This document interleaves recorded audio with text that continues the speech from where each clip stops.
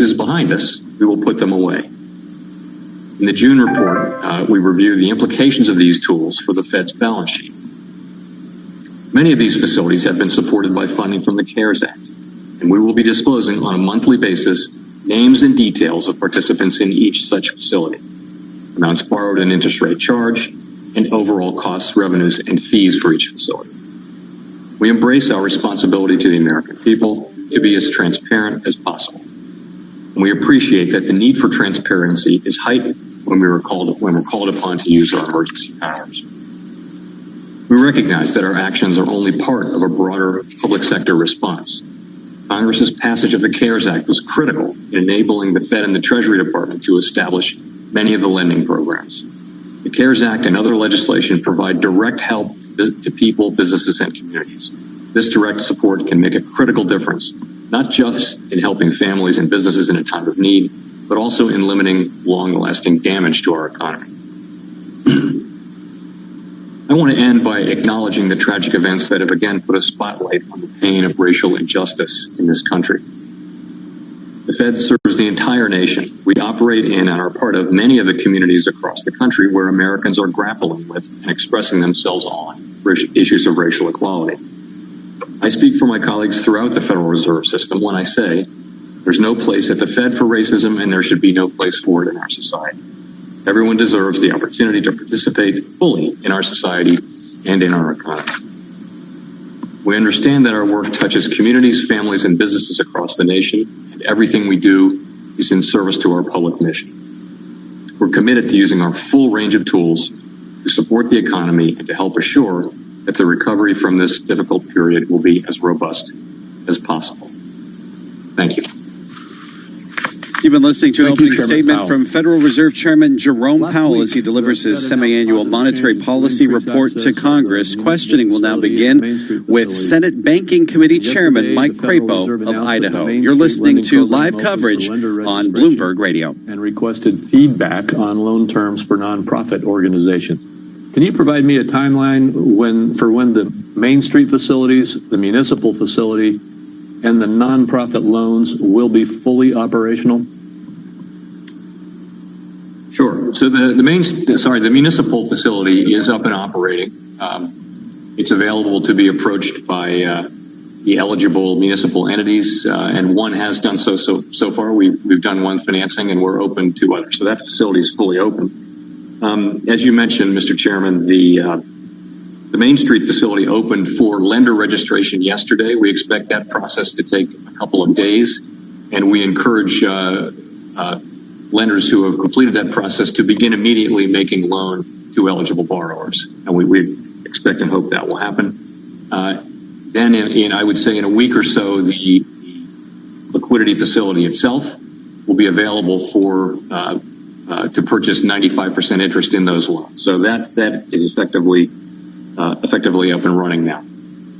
In terms of nonprofits, what we did, as you saw, was yesterday was to put out a proposal to include nonprofits in the Main Street facility, and we've asked for comment on it. So there are two facilities in the nonprofit part of Main Street that have essentially the same terms as the for-profit part of Main Street, but the requirements for to be an eligible borrower are different and are more tailored to the financial characteristics of nonprofits. The ratio of liquid assets to debt, the amount of liquidity on hand, the operating statistics of the nonprofit. So this is something we're very much looking forward to getting feedback from the public on. And when we turn that around, it'll take some time to get it right, but I expect we'll move pretty expeditiously on it over the next month or so. All right, thank you, and I appreciate your attention to these. Obviously, these are very critical, and hope to see them moving aggressively as quickly as possible. I'd like to turn to the economy itself right now. You've made some comments in recent days. On June 10th, the Fed released economic projections of the Federal Reserve Board members and the Federal Reserve Bank presidents under their individual assessments of the projected monetary policy.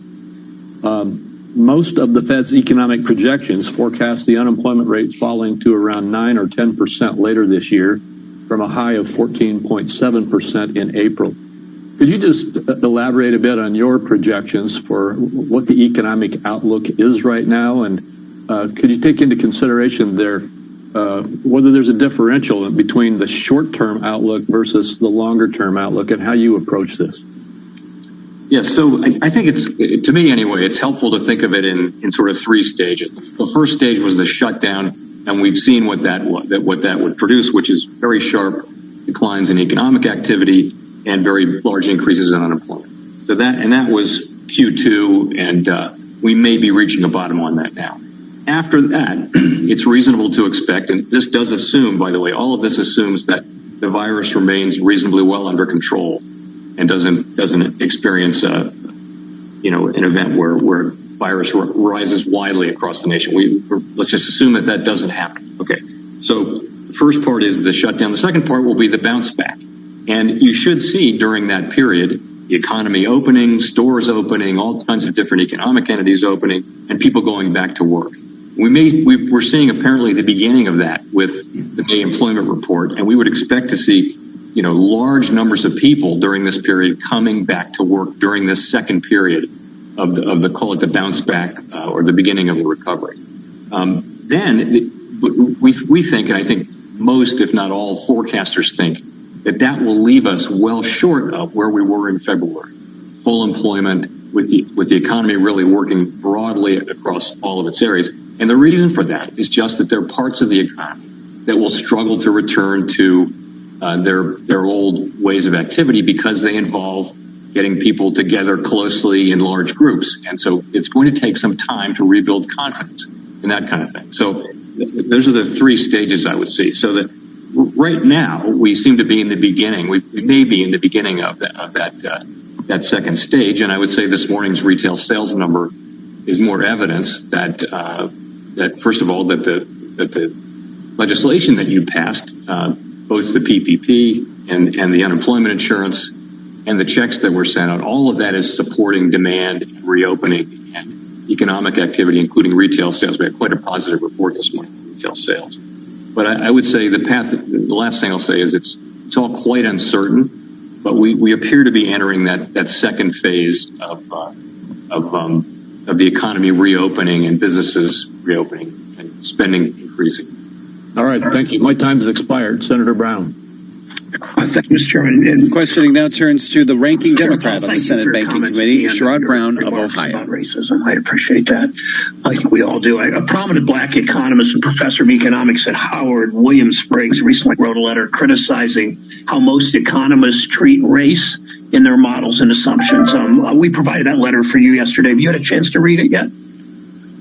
I did, yes. Okay, good, thank you. And do you think he in this letter, for those watching, he makes the point that many economic outcomes are the direct result of racism, yet we hear from so many other economists and policymakers that racial disparities in economic outcomes are explained by other factors, education, for example, but we know that black Americans, even with the same levels or better levels of education as their white peers, still make less money at the same jobs. Do you think Dr. Spriggs is correct that the U.S. has failed to grapple with the fact that much of the economic inequality is a direct result of institutional racism?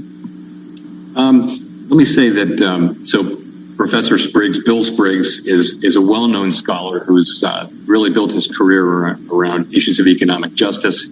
He's somebody who is very well known and widely liked and admired here at the Federal Reserve. We actually have a relationship that we highly value with Howard University, their economic department.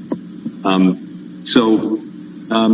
just say a couple things. First, the economics discipline, like every other aspect of our society, does have a troubled history when it comes to issues of race inequality. And his letter, as I read it, really calls on the profession to examine whether systemic racism is reflected in the empirical work of economists. And it's particularly in an area called stratification economics, which he refers to, which is a relatively new subfield in economics, which focuses on the failure of conventional economics to recognize and explain persistent racial inequality. So that's really what the letter's about. And I think it's thought-provoking, and I would just agree that there's a lot of work left to do, both in the economics profession on these issues, and I hope recent events are pushing all of us to try to do better. Thanks for that thoughtful response. As chair of the Federal Reserve, you lead the most influential economic institution in the United States, of course. Would you commit to us to a thoughtful and open-minded study of how the Fed's policies, whether with regard to monetary policy or the Fed's failure to regulate subprime lending on the very assumptions underlying our systems contribute to systematic racism in our country? Would you commit to a thoughtful and open-minded study of doing that with us? You know, I'll take that away and think about it and talk about my colleagues about it and come back to you. Before we commit to a big study, I want to carefully think about it. Those are, as you know, as an institution, we're very focused on diversity and inclusion, and we try to make that a very, very high principle for us here at the Fed, and we do consider racial disparities and things like that as a routine matter in our work now. Let me talk to my colleagues and come back to you on that. Well, one of the reasons I voted for your confirmation for chair was that before you were chair, but you were the board, we were governor of the Fed, that you helped to lead the way on dealing with issues of race. The Fed has a long way to go. We all have a long way to go, but thank you for that. Let me talk about somebody else at the Fed, the president of the Atlanta Fed, Raphael Bostic, as you know, the first and amazingly still the only ever African-American Federal Reserve Bank president in the Fed's history of 10 decades, recently stated that many Americans endure the burden of unjust, exploitative, and abusive treatment by institutions in this country. He's called for the Fed to help reduce social inequities and bring about a more inclusive economy. Is the Fed, would you say, Mr. Chairman, is the Fed one of the institutions responsible for the unequal outcomes Black and brown workers face in this country? First, let me say I do recommend President Bostic's message that he put up on the Atlanta website. It's really excellent and very well said. Are we responsible? I would sort of answer the question this way. There's no doubt more that all of us can do to address these issues. And this feels like a time when people are going to be looking for ways to do more. And we certainly are going to be doing that at the Fed. So if you talk to Dr. Bostic about whether he was suggesting the Fed now, or is it sometime unjust, exploitative, or abusive institutions, have you had these conversations personally with him? I haven't spoken to him since he published that message. I did send him an email thanking him for it. Implicit in its comments and in your response is the Fed can do better. So thank you. What are you doing to make sure the Fed's response does not make the existing inequality in this country even worse? You know, what we learned during the last long expansion is that a tight job market is probably the best single thing that the Fed can do to support gains by all low and moderate income communities, and particularly for minority communities who are heavily represented in those groups. So we saw in the last couple of years before the coronavirus arrived that wage increases were the largest for people at the low end of the income spectrum. And we also, we met with many groups and people in low and moderate income communities as part of our Fed Listens event, as part of our long-standing meetings we have with people. And what we heard over and over again was, this is the best labor market we've seen in our lifetime. Please don't change what you're doing. This is really working. And so, we are all highly motivated to get back to that. Everything we're doing is to try to get the labor market back to where it was in February of 2020. We want to get back to a tight labor market.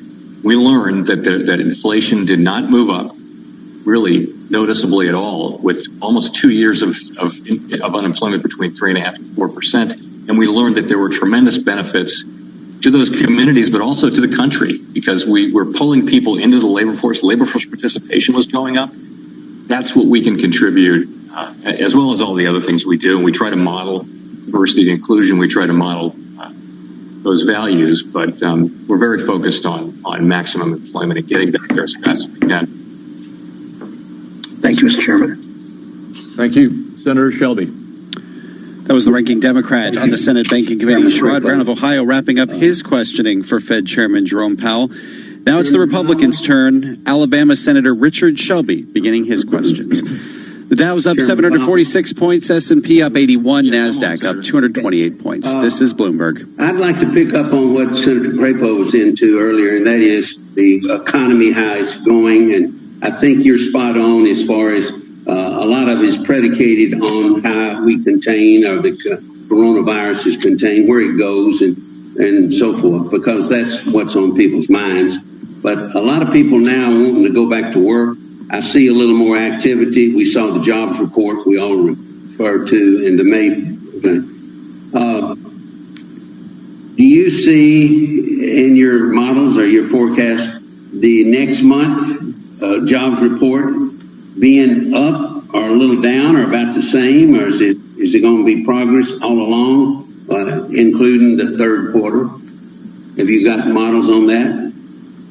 Yes, so I would start by saying that there's a tremendous amount of volatility in the labor market reports month to month. So they'll move around even if the economy isn't really moving around. They'll move around just because it's a survey, and I think it's particularly difficult to conduct a survey when you can't really do it in person. Absolutely. But with that caveat, the answer to your question really is that yes, I think our expectation generally, and the expectation of other forecasters, is that we will now see unemployment decline and employment increase, and that's just a function of lifting the social distancing measures, the shutdown, and moving back in large parts of the economy to reopened businesses and resumption of normal business activities. That should result in significant amount of job gains and an increase in activity at the beginning, but it will leave us well short of where we were. But it's all predicated on us containing the coronavirus and not coming back when we strong. Yes. I think the public wants to have confidence. Absolutely. To be able to return to these kinds of activities. In fact, I think the return to investments that create that confidence will be extremely high from an economic standpoint. I'd like to now shift to the balance sheet of the Fed. You've been on the Fed a number of years, and you've been an investor in past life and so forth. Does it bother you as the Fed chairman to see that the balance sheet has grown so fast? And I know these are extraordinary times. We've got to have extraordinary measures. But to deleverage the balance sheet as it's growing and probably continue to grow is going to be a thing for the future, but it's going to be a real challenge for somebody, is it not?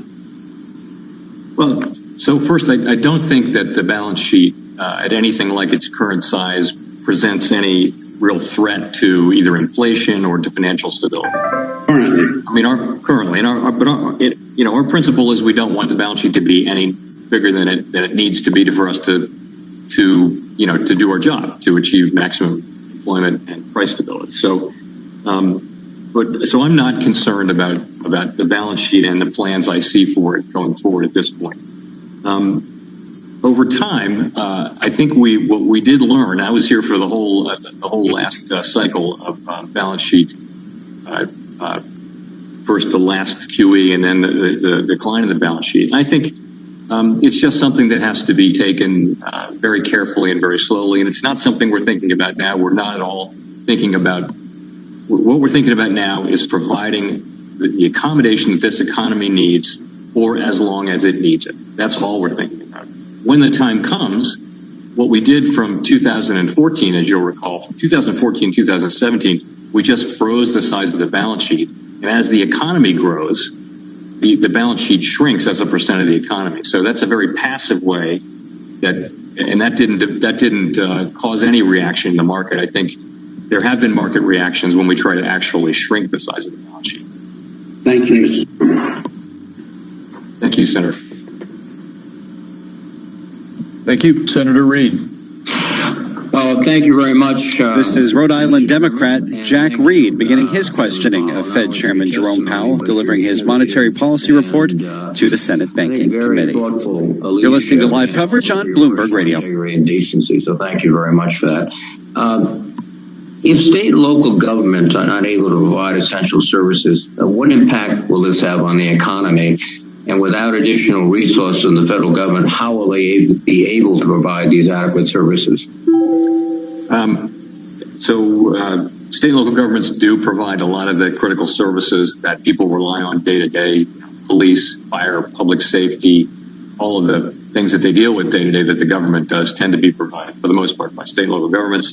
And essentially all the states have a balanced budget requirement. So what you see when revenues turn down and expenses turn up, as they have, is you see layoffs.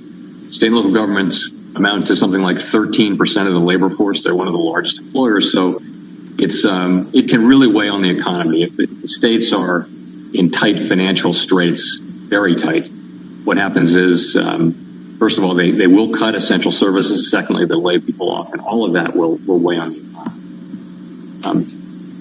So essentially, that could be the biggest drag on the economy going forward, the states being forced by their constitutions to contract, literally. That's a view that's a fair view? It can be a drag, and in fact, it was after the global financial crisis and during the Great Recession for a number of years. It's pretty well documented now that it was a drag on growth. Now, one of the other issues, and Senator Brown has just echoed this, is that looking at statistics, 14% of state and local employees are African Americans. That's compared to 11.7% in the private workforce. So once again, we'll see a situation institutionally, maybe not intentionally, institutionally, that probably the bulk or a significant portion of this distress will be laid on the shoulders of African American workers, because they're the state workers that will be laid off. Is that adequate or accurate, I should say? I don't know the exact number, but it's certainly right. And of course, we know from that people who've lost their jobs so far in the private sector come from parts of the service industry that are directly affected by coronavirus, and they're heavily lower income people. Minorities are overrepresented. Women are overrepresented. Well, let me turn to the May jobs report. I mean, it was encouraging, but did it represent that a turning of the corner, that the labor market's fine, that we're going to go forward? I think your previous comments suggested that's encouraging news, but going forward, still significant unemployment figures will be confronting us for years, perhaps. Is that accurate? Yeah, so look, it was definitely good news, and maybe the biggest data surprise that anybody can remember. People thought it would be. They were looking at the claims data and other things.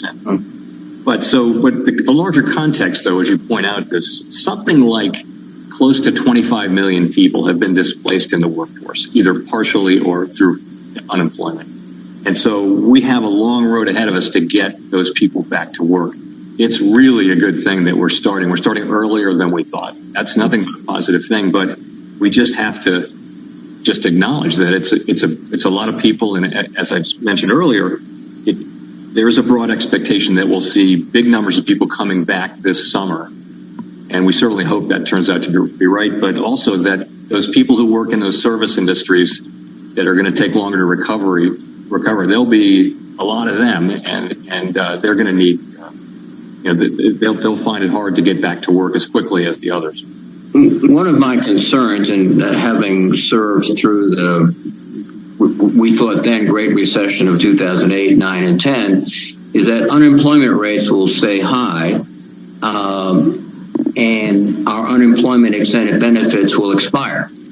And in fact, what happens is, in different areas of the country, they will lag. And so you could have states that have very high unemployment rates.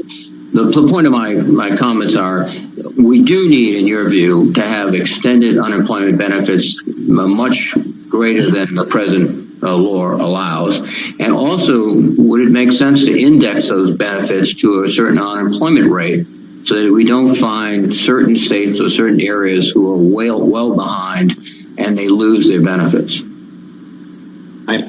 So I think there are going to be a large number of people who will not be able to immediately go back to work at their old job or even in their old industry. There'll be a significant group that's left over even after we get the employment bounce. And the details of this are entirely a matter of fiscal policy, and there are a lot of really interesting ideas bouncing around about how to do that. But I do think, they'll be hard pressed to find work, and they're going to need support. They'll have regular way state unemployment insurance for a period, but that's something I would be looking at, is what kind of support will they need, and also really are there some of them are going to need to find new paths through the economy. Are there ways we can help them do that? Thank you, Mr. Chairman. Thank you, Chairman Crapo. Thank you, Senator Toomey. As Republican Senator Pat Toomey of Pennsylvania begins his questioning of Fed Chairman Powell, the Dow is up 499 points, the S&P 500 up 61, the NASDAQ is up 152 points. You're listening to live coverage of the Senate Banking Committee on Bloomberg Radio. Tremendous increase in personal income in the month of April, which is not terribly surprising, but the May employment number was very surprising and very encouraging. Retail sales today was really good news. So I'm not for a minute suggesting that we're out of the woods, but the anecdotal evidence has been very, very encouraging. And I would just remind my colleagues, there's no such thing as a free lunch. And we have authorized several $1 trillion of government spending in a variety of ways, and much of it has not yet even been spent. So I think we should be very, very careful in evaluating what's necessary before we go forward.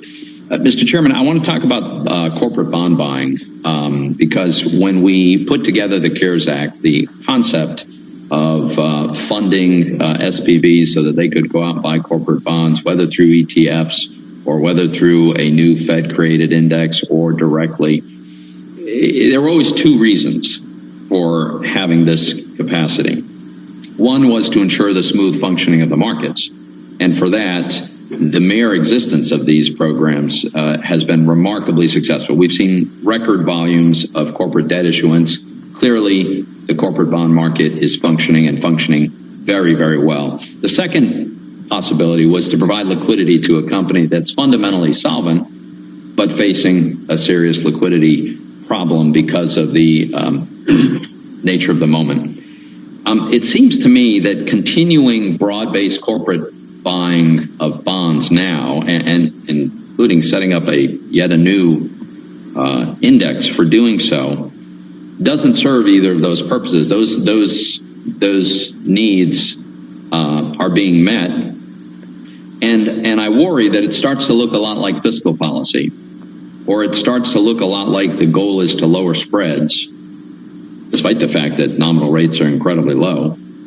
And it certainly seems to me that this kind of activity at a time when the markets are already functioning smoothly and we're not addressing individual borrower needs, but rather making these broad-based purchases, we run the risk that we diminish price signals that we get from the corporate bond market, which can be extremely important in enabling us to detect problems. So I'm wondering why we need to be continuing a broad-based corporate bond buying program now, and what's the exit strategy on this? So I certainly hope it doesn't have those negative effects you mentioned. This is something we said we would do at the beginning, and you pointed out that markets reacted very strongly to the announcement. That's because they believe that we'll do what we say we're going to do. So one reason, I wouldn't say it's the main reason. One reason is, though, we feel that we need to follow through and do what we said we were going to do. So that can I just on that? My impression had always been that it was a contingent thing, that this would be there as needed and would be used as needed. But if it's not needed, it's not clear to me that you have to use it anyway to show that you're willing to use it. I don't think anybody doubts your willingness to use it.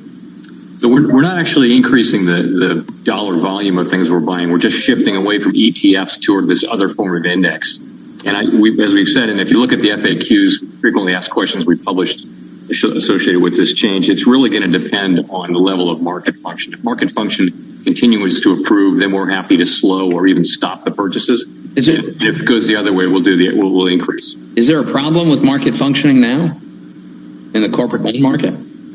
Market function has improved really substantially, and that's why you see very little demand. In fact, so far, no demand at the primary market facility. We originally thought that was where the demand would show up. So we're just, it was out of an excess of caution to preserve these gains for market function by following through. And I don't see us as wanting to run through the bond market like an elephant, doing things and snuffing out price signals and things like that. We want to be there if things turn bad in the economy, or if things go in a negative direction. We want to make sure that we're there. Also, with the ETFs, remember, it's a very small part of the market. The actual bonds give us a better purchase should we need it. We clearly don't need it now. That's my real point. I mean, I get the argument for creating a broader index than a given ETF, but it's not clear to me that the Fed needs to be intervening actively in the corporate bond market right now. But let me move on to another issue. Last week, my understanding is you suggested that the Fed might be considering whether to adopt yield targets, which really means, let's face it, that means yield caps.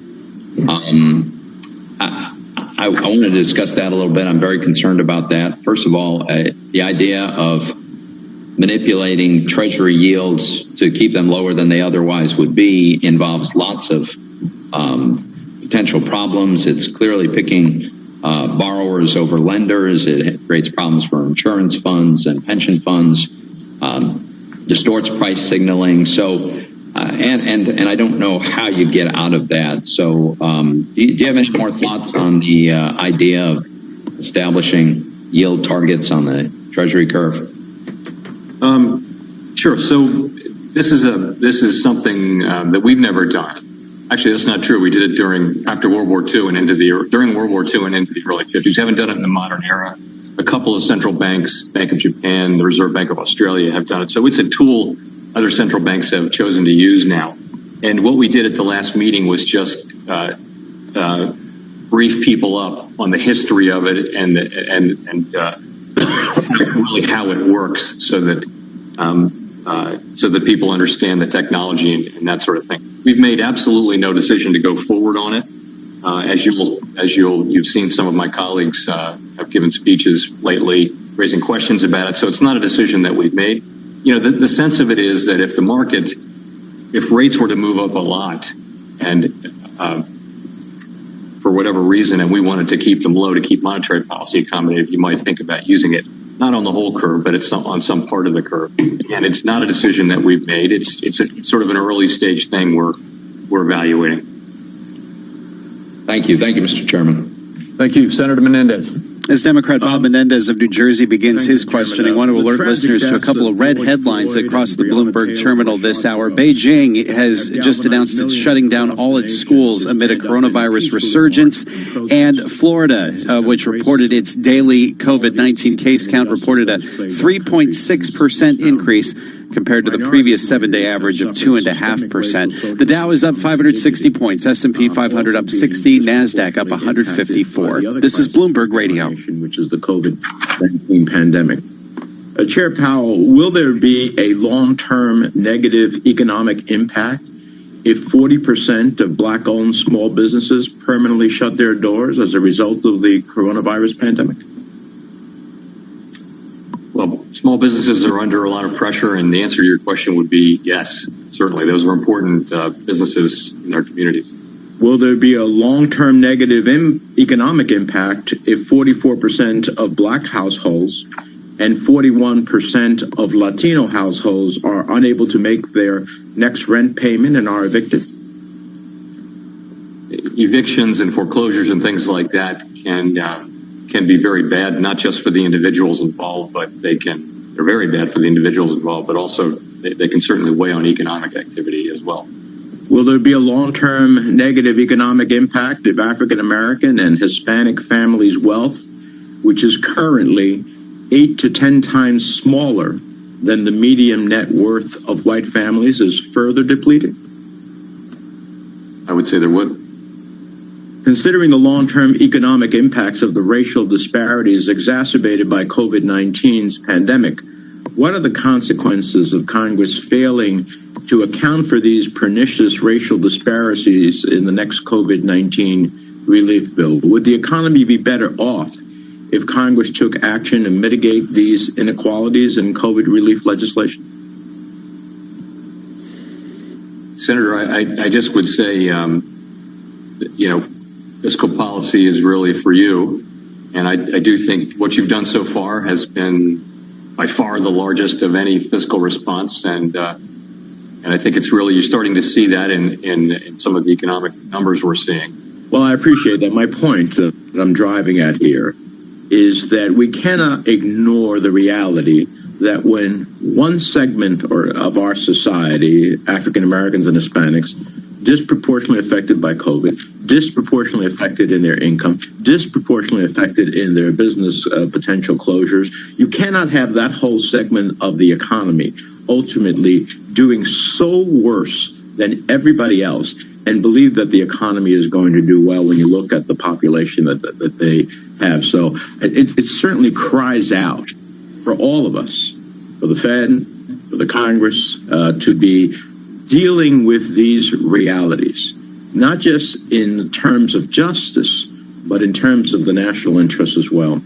Let me turn to another question. As our country navigates this economic crisis that flows from the pandemic, I hope we remember the lessons we've learned from past downturns. One of the most obvious lessons we learned during the Great Recession is that cuts to the state and local sector make recessions deeper, delay economic recovery, and are completely preventable if Congress provides relief. Chair Powell, isn't it true that according to the Federal Reserve inflation-adjusted data, state and local investments continue to fall for a full 5 years after the recession officially ended in June of 2009? I don't know that number, but I wouldn't doubt it, Senator. I can commend it to you because I looked it up. Isn't it also true that Fed researchers found that state and local austerity adopted after the Great Recession was a drag on economic growth for 23 out of 26 quarters between 2008 and mid-2014, and that without that austerity, GDP would have been roughly 3.5% larger by the end of 2015? I know the finding. I can't swear to those numbers. I'll take your word for it. Okay, well, I commend it to you, and if you could send me back an answer in writing, I'd appreciate it. And didn't state and local governments cut more than 750,000 jobs after the Great Recession? Yes, and they didn't hire. The other thing is they didn't do much hiring for quite a long time. So that's exactly where we're at right now. And given that current budget projections are far worse than even during the Great Recession, isn't it fair to say that unless Congress provides federal assistance to state and local governments to stem the shortfalls, that it will be significantly worse than they were during the Great Recession? I think there are already 1.5 million layoffs, most of which are at state and local. Well, the Bureau of Labor Statistics listed nearly 1 million layoffs so far. Moody's Analytics says that you need the $500 billion that Senator Cassidy and I, and along with other colleagues, have recommended for state and local governments. The absence of that, of any of that type of assistance, it means 6 to 8 million more public service jobs. And it would be the irony of the pandemic that those who we need the most, police, firefighters, paramedics, healthcare professionals, during the course of the pandemic and maybe a rebound, would be the ones who would lose their jobs. So I hope that the Congress does respond. Thank you very much. Thank you, Senator Cotton. Mr. Chairman, thank New Jersey Democrat Bob Menendez just wrapped up his questioning. Now, Republican Senator Tom Cotton of Arkansas begins his questioning of Fed Chairman Jerome Powell as he delivers his semi-annual monetary policy report to the Senate Banking Committee. You're listening to live coverage on Bloomberg Radio.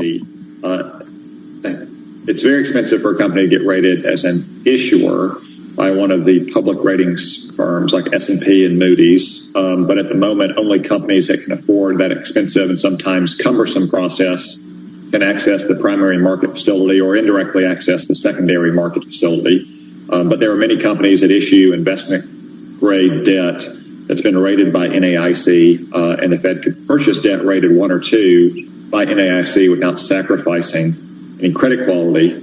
Chairman Powell, in May, when we spoke about this issue, you had said that we, meaning you and Secretary Mnuchin, were working on the problem. Can you give us an update on where that work is and whether the Fed is going to allow NAIC-issued debt to be bought using these credit facilities?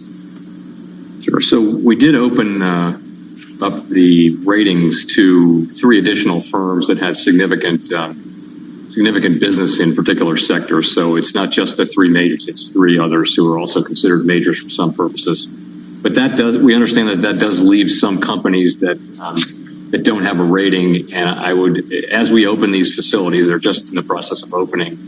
We're looking for an answer there. NAIC, of course, is not a national. It's not an NRSRO, and it hasn't traditionally been used in this way. So we're looking at some options for what to do there. I wish I could tell you we had an answer yet, but we're working on it. So you haven't opened it yet, but you haven't foreclosed the possibility of trying to find some solution for this challenge.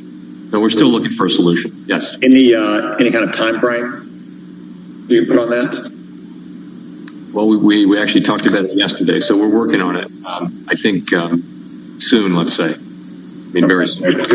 I just want to stress again that there are dozens of companies that have very strong balance sheets and employ tens of thousands of people across all of our states who, for one reason or another, choose not to go to a public rating agency, but are in many ways in the same position as a publicly traded company who would use these facilities. And I really hope that the Federal Reserve and the Treasury can find a way to treat everyone in an equitable fashion and protect as many of those jobs as possible as we try to open up our economy and get back to something more like normal.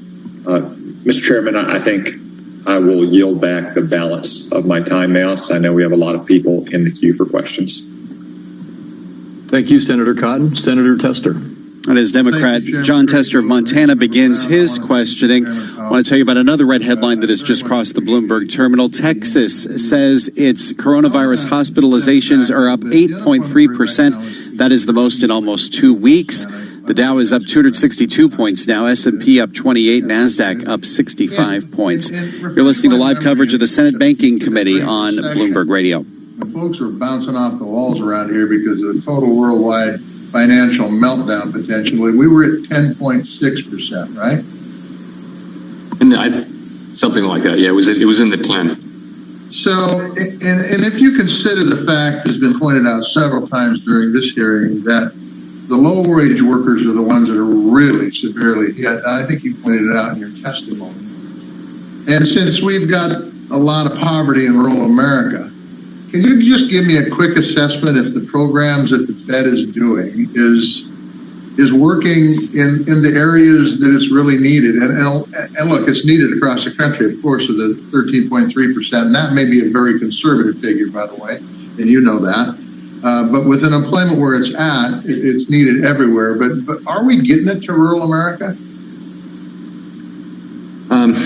We are. I like to think that we are through our support of the Paycheck Protection Program, through the Paycheck Protection Program Liquidity Facility. We've made that easier for small banks to use because they can then transfer their ownership interest in the loan fully to our facility, and it's off their balance sheet. That gives them balance sheet capacity, and it's gone, and they still get to keep the economics.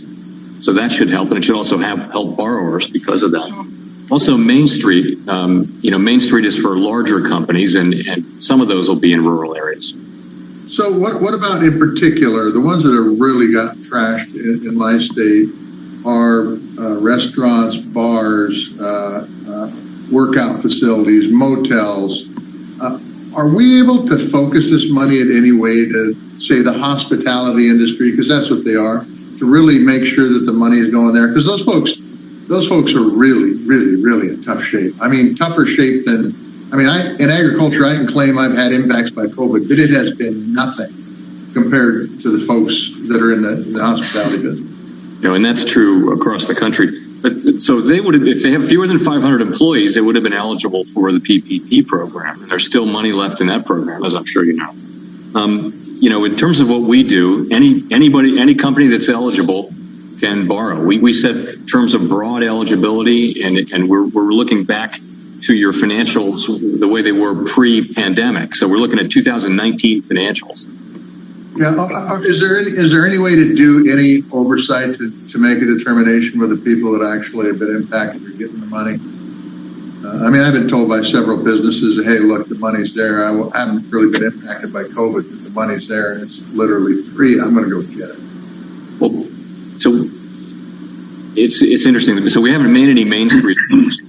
We're just starting to do that. But we will certainly be looking carefully at what the population of loans is. And we haven't made any of the investment grade loans either because the market opened up wide open and lots of companies borrowed, including the ones who had become so-called fallen angels and dropped below investment grade. So let me approach something else and I know you don't concern yourself with debt as much in times of economic slowdowns as we're in today, especially as one significant as this. But when Obama left office, the debt was $19.9 trillion. 3.5 years later into the Trump administration, we're over $26 trillion.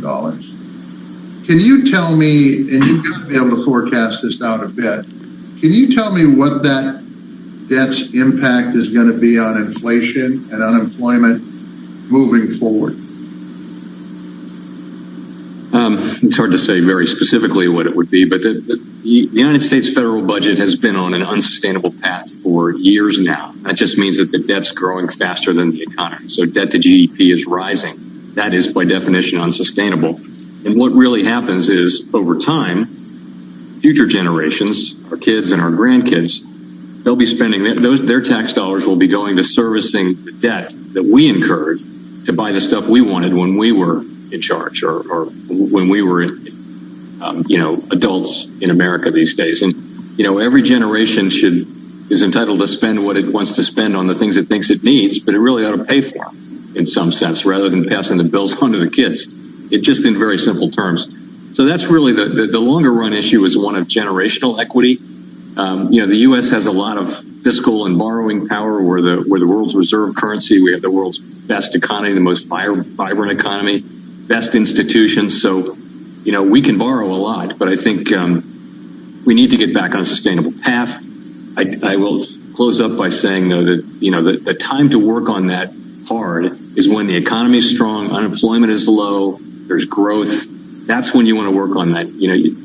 Those concerns are always going to be there, but I wouldn't prioritize them at a time like this when the spending is what it's doing is it's giving us a better economy going forward, which will really help service the debt. I agree with you in just a statement. We should have been prioritizing that before the economy collapsed, like 2017, 18, and 19 when we were borrowing $1 trillion. Thank you, Mr. Chairman. Thank you. Senator Rounds. Hey, good morning, Mr. Chairman. Republican Senator Mike Rounds of South Dakota beginning his questioning of Fed Chairman Jerome Powell. This is Bloomberg Radio. Earlier in the pandemic, I joined a letter with Senator Warner to the Treasury regarding mortgage forbearance and liquidity that were concerns for mortgage servicers. Thankfully, the uptake on the forbearance programs has been modest, though there is still some concern about an increase in mortgage forbearances and the need for the Fed to establish a liquidity facility for mortgage servicers if economic growth stagnates in the coming months.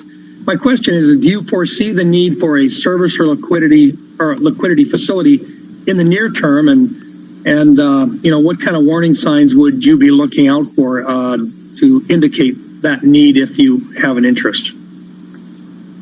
So the housing regulators and the Treasury really have the lead on that.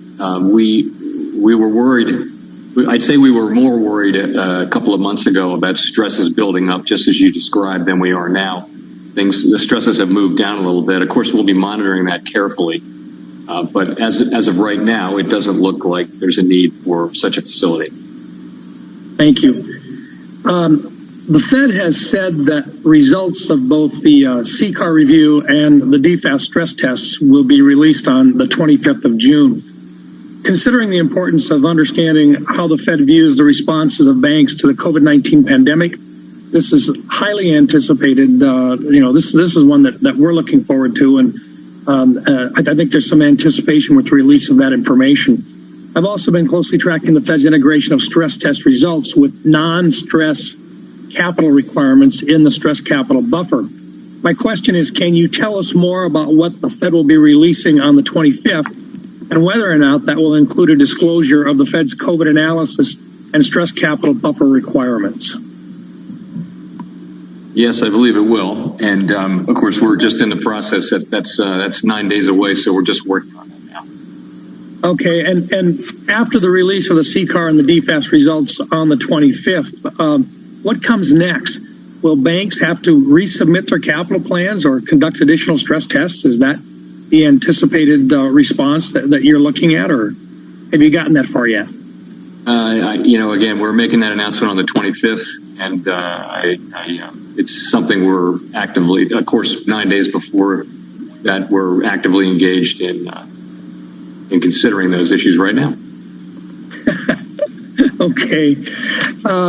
Let me run along just a little bit different route here, Mr. Chairman.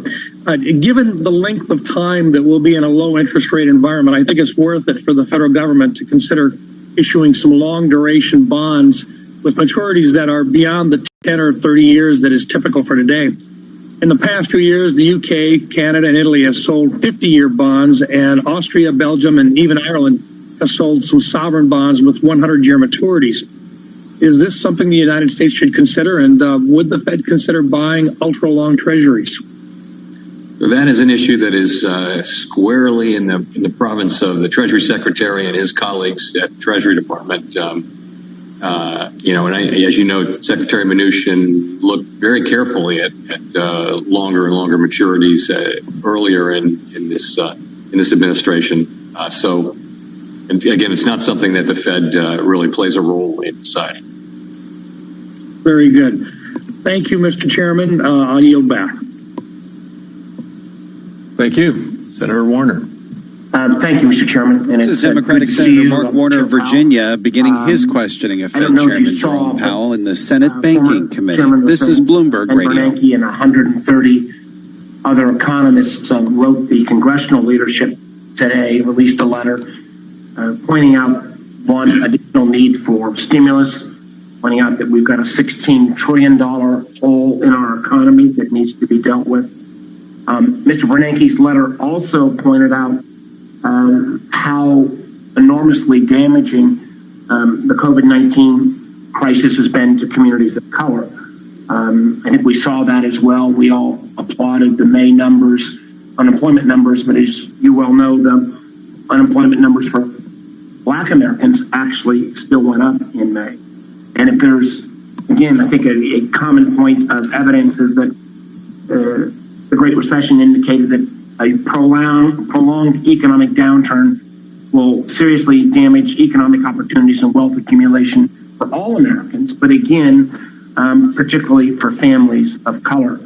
A subject that you and I have talked about, Chairman Powell, a number of times, is the important resource for these communities that CDFIs and minority depository institutions provide, and that they provide patient, long-term investments in these LMI, low and moderate disadvantaged neighborhoods.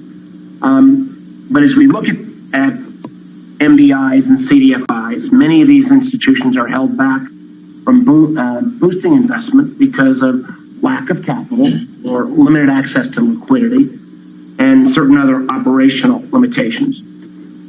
Would you agree, Mr. Chairman, that building capacity at these institutions could provide a significant response to the downturn by boosting access to credit for so many of the small minority-owned businesses that otherwise, I think, by third or fourth quarter, we're going to be in really tough shape?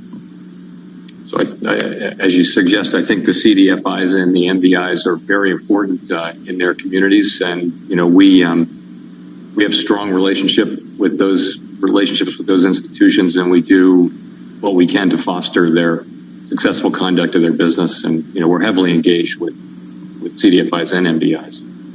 Well, I think if we could really lean in and be creative at this moment in time, and if we could provide these institutions with proper resources, they could not only be an important component of fighting the economic inequality that, again, I appreciate you making your comments about racism at the end of your opening comments, but also about seeing the kind of economic renewal that we so desperately need in this part of of America. Now, I've been working on a proposal with Senator Booker and a number of other my colleagues that would provide direct private and public money into CDFIs and MDIs as part of a longer-term strategy to rebuild the LMI communities and foster economic growth. And while the direct equity infusions we're talking about would be more a Treasury-directed investment, we're also looking at a TALF-like facility that would have a Fed role, not to have loans forgiven, but a TALF-like facility where there would still be investment from Treasury, there would still be retention of some of the obligation from these institutions. But by helping to clean up the balance sheet of some of these entities, that would dramatically increase liquidity, which again, we could do equity and then also clean up some of the balance sheets. I think there'd be enormous value here. And I think this is completely consistent with the Fed's mission to achieve maximum stable employment. And that maximum stable employment is obviously a mandate that extends to all communities. And as so many of my colleagues and you have acknowledged, the persistent economic disparities that we have in our country just has to be dealt with. The protests on the street about criminal justice, but they are about long-term chronic economic disparities. So I would just ask you, Mr. Chairman, as we roll out this plan, that you and the Fed, within the bounds of your authority, would really lean in, let's stretch, expand the envelope a little bit, because I think we really have an opportunity and obligation to make sure that these institutions are better able to be part of a recovery. And if you make a quick comment on that, I'd appreciate it. Be happy to take that. As you know, and as we've discussed on other occasions, that 13.3 facilities are supposed to be programs of broad eligibility. We don't tend to target particular beneficiaries, but rather broad institutions, and anyone who meets the sort of requirements can take part in the facility. But subject to that, I'm very happy to take a look at this idea. And I know my time's out, but I just point out, when we've got 40% of Americans who are making less than $40,000 a year out of work, disproportionately in LMI communities, I think that is a broad-based problem that the country has to address. Thank you, Mr. Chairman. Thank you. Senator Perdue. As Republican Senator David Perdue of Georgia begins his questioning, stocks are pushing up from session lows. The Dow is higher by 445 points. Senator Tillis. S&P is up 51 points. The NASDAQ is higher by 144 points. This is North Carolina Senator Tom Tillis, Republican, beginning his questioning. Apparently a technical difficulty with the previous senator who was next in line. Live coverage of the Senate Banking Committee here on Bloomberg Radio. I know that Vice Chair Quarles a while back talked about adding additional elements to CCAR stress testing, and some of that I'm sure is just a natural evolution of what you're learning about what works and what doesn't work within CCAR. But I've heard more recently that they're going to add on another layer that's specifically focused on the circumstances we found ourselves with COVID-19. And one of the concerns that I have with that is, number one, I think that the banking institutions with about twice as much capital as they had after the financial crisis, that we could arrive at a point with the results of these stress tests to where we're actually going to increase their capital requirements, and that seems to me to be at odds with us relying on the banks to get out there, help families and businesses, provide capital, and support financial intermediation. So a part of what I'm asking is, if we're going down this path, are we working with the banks to really think through the cost benefit of this particular additional regimen added to the stress testing? And are we potentially at risk of increasing capital requirements at the worst possible time? Senator, as I mentioned, we're just in the middle of making those decisions and carefully reviewing all the materials. So I'm just going to have to say I hear you. I hear your comment loud and clear. We'll probably a discussion for us to have after we make the announcement we're going to make on 25th. We as we mentioned publicly, we're doing sensitivity analyses, which seems like the right thing to do. You're also right that we're not looking to have our capital requirements be pro-cyclical. But in terms of the actual results of the test and things like that and what we're doing, I think I should just leave it at that. Okay, thank you. And by the way, on looking forward to future announcements, like Chairman Claypo, I'm looking forward to a future announcement on inter-affiliate margin. I understand that the regulators are on board. Do we have any idea of when we would expect action on that? I've been expecting it. I understand that it's imminent. Do you have any read on when we're going to see that? Soon. That's all I know is that it's soon.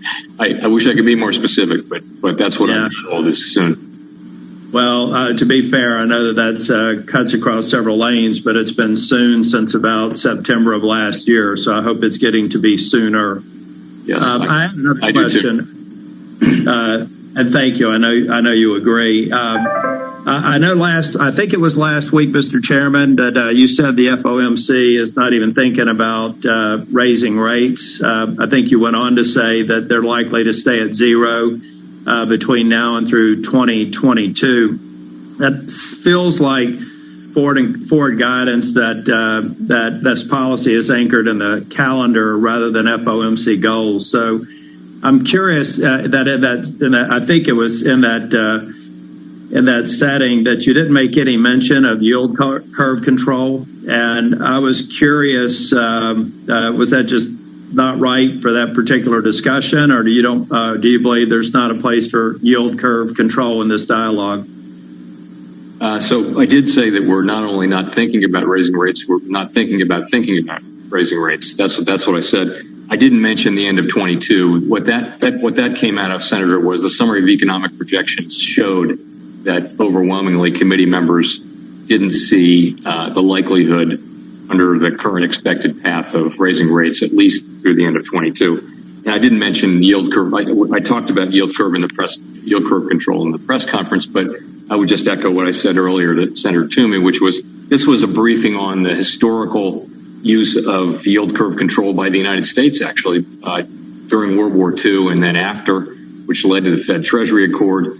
And also on some current usage by the Bank of Japan and the Reserve Bank of Australia. Really, it was just to acquaint the committee with what it is and why some other central banks have used it. We haven't made any decision to go forward on that. It just was it's a tool. The same way we've looked at negative rates repeatedly, we look at negative rates, but in the case of negative rates, we've pretty much decided that it's not something we think is attractive for us here in the United States. And yield curve control was more just let's educate everyone on what it is and then decide whether we think it might under some circumstances be useful.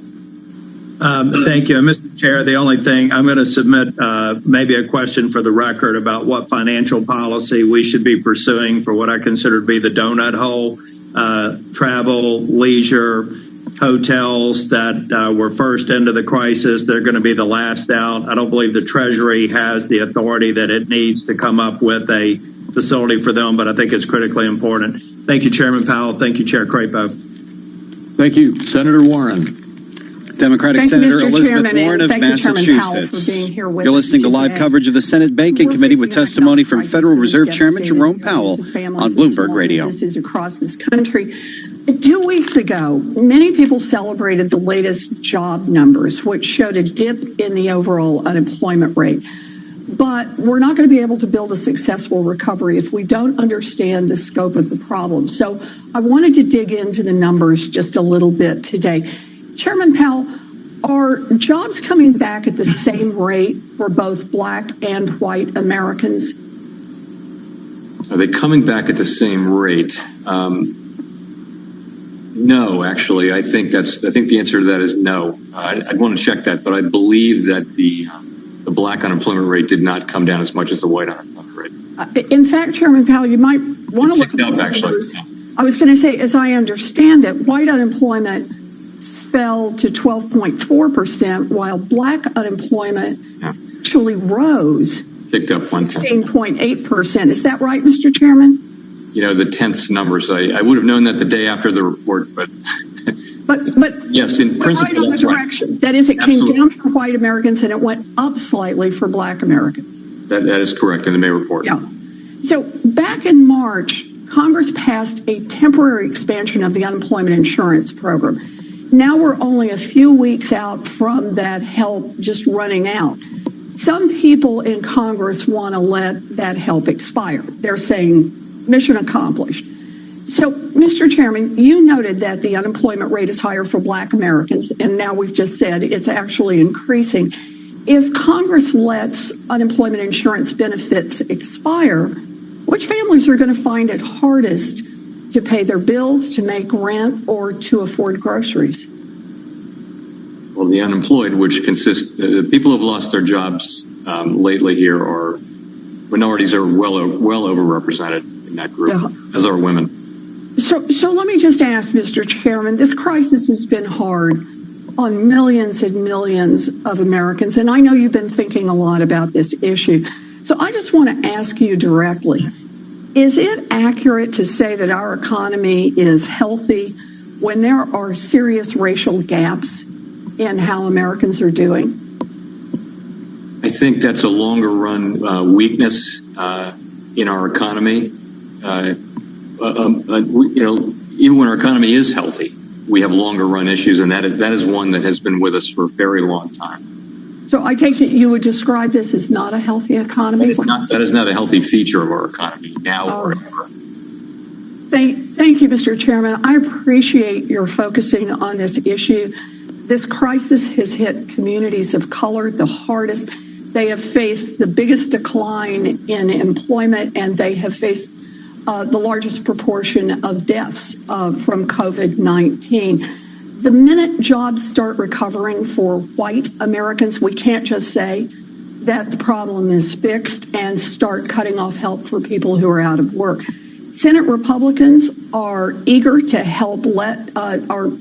let this help expire when we still have more than 20 million people out of work and the unemployment rate is going up for black Americans. Inequality is not something that happens on its own. It is the result of policy choices, who we decide to help and whose pain matters. Congress can help those who need it most by reauthorizing expanded unemployment and by doing it now. Thank you very much, Mr. Chairman. I appreciate your being here today. Thank you. Senator McSally. This is Republican Senator Martha McSally beginning her questioning of Federal Reserve Chairman Jerome Powell as he delivers his semi-annual monetary policy report to the Senate Banking Committee. This is Bloomberg Radio. The economy is starting to recover somewhat, but there is concern for businesses in every sector with revenues down, rents not being paid, then mortgages not being paid, and this really crosses many sectors. And in the 2008 crisis, Arizona really was hurt deeply in this area, and I'm very concerned and monitoring what's happening in this sector. So since real estate pretty much, goes across many industries, you mentioned you were monitoring this, but you're not as concerned as before. Could you elaborate on that? And is there any discussion or consideration about a real estate focused facility in order to be able to help out in this area? So I would say that like other companies, real estate related companies are eligible to take part in our facilities. I'd also point to the fact that commercial mortgage-backed securities are eligible assets for the term asset loan facility. So we open up these facilities to companies, any company from any industry that meets the financial requirements of the facility and is otherwise eligible can take part. We don't target facilities toward individual industries so much. Okay, but you mentioned earlier, I think in response to Senator Rounds, that you were kind of monitoring this element of the economy, and you had some concerns a few months ago, but less concerns now. Could you elaborate a little bit more on that?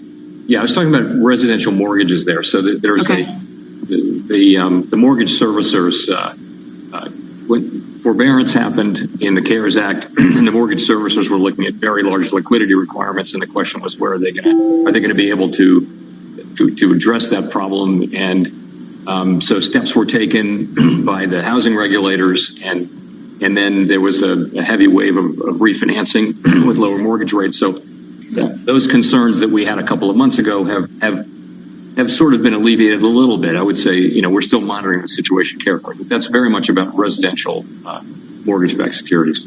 Okay, great. Residential lending. Thanks for that clarification. To follow up on what Senator Tillis touched on at the very end, in Arizona, the travel, the lodging, tourism, all that has been really hit hard from this, and really concerned about their slow recovery. So what are you seeing in this sector and unemployment and consumer spending? And is there anything within your agency's authority to help this, or are you going to go back to just the overall facilities or anything? This is a very specific sector that's been hit hard, the lack of tourism and travel.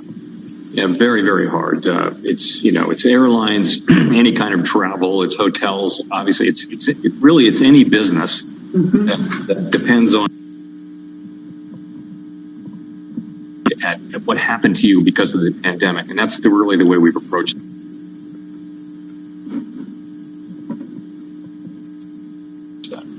Just as soon as it gets okay, on a different note, on page 6 of the Federal Reserve's Monetary Policy Report, there's a graph that shows unemployment rates among several demographics. So it includes African American, Hispanic, white, Asian.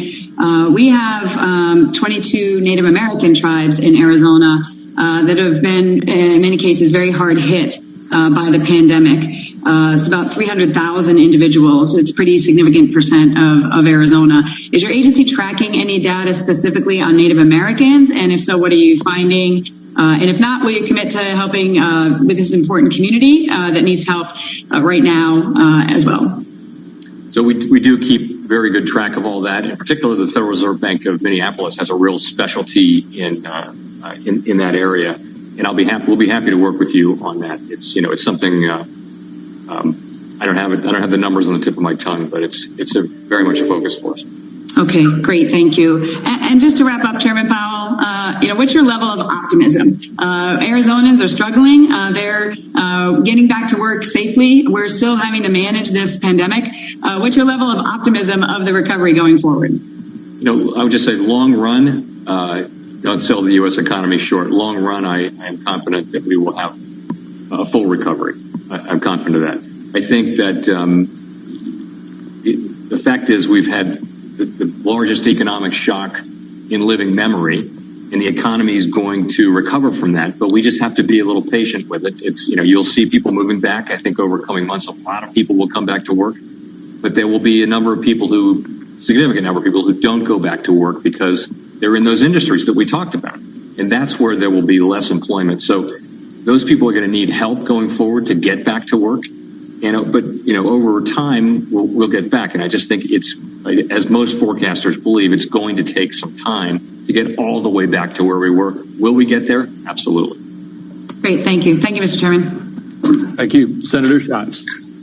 Thank you, Chairman. As Democratic Senator Brian Schatz of Hawaii begins his questioning of Chairman Powell, the Dow is up 506 points, S&P up 58, NASDAQ up 160 points. This is Bloomberg Radio. And many other economists that say, quote, that the fiscal stimulus from Congress, the next stimulus, quote, must be large, commensurate with the nearly $16 trillion nominal output gap our economy faces over the next decade, according to the CBO estimates.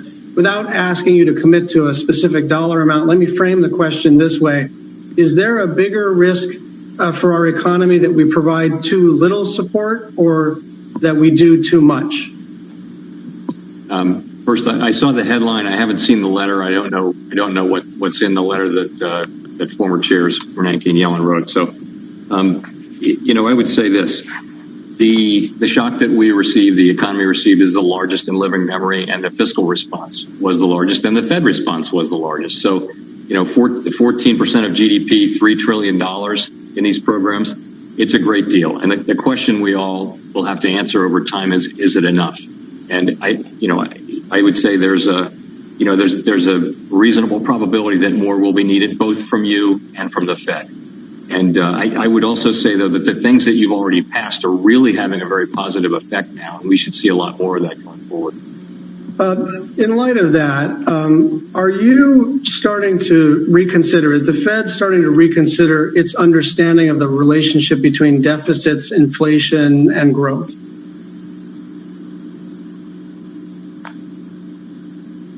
Are we reconsidering it? I don't think this has really changed thinking on that. Inflation, the thing about inflation is that there has been sort of downward pressure on inflation around the world for a couple of decades. And so what the models would have called for, with big deficits, they would have called for higher inflation, would have called for higher interest rates. We don't see either of those things. So I think we're not working on the hypothesis that higher inflation is a likely outcome. Of course, we know what to do if there's higher inflation, but really, at least in the near term and as far as we can see, what we see is a short run in inflation. Thank you. In your modeling, what assumptions are you making about COVID rates over the next several months? We look at different scenarios. We look at a wide range of different scenarios. So we model, a scenario where there's a second wave, and we model a scenario where the kind of baseline scenario, which is that, that essentially COVID rates come down over time, and there may be regional outbreaks and that kind of thing, but we don't have a sort of second wave at the national level. We look at different scenarios. Can we drill down on that? We can take this offline, and I'll issue a question for the record. But it seems to me that the data changes day by day, and one of the things that you said in earlier testimony was that a lot depends on COVID rates. I mean, we can tweak fiscal and monetary policy, but a lot of this does depend on what's happening with the virus. And I'd like to understand what are your inputs, just as we consider our fiscal policy. And finally, I wrote you a letter asking you to suspend dividends. And you said you're conducting sensitivity analysis of current conditions to decide whether to suspend dividends. And I'm wondering why you're conducting an analysis only of current conditions and not testing whether banks can handle a serious adverse scenario going forward, since that's quite likely. Actually, that's exactly what we're doing. That question is one that's at the heart of our stress testing, which is about future highly stressful scenarios. And so that's precisely what we're in the middle of doing. And what's your time frame for a decision on the suspension or not of dividends? So we'll be announcing the results of the stress tests on the 25th of June. Thank you. Thank you. Thank you. Is Senator Kennedy back with us?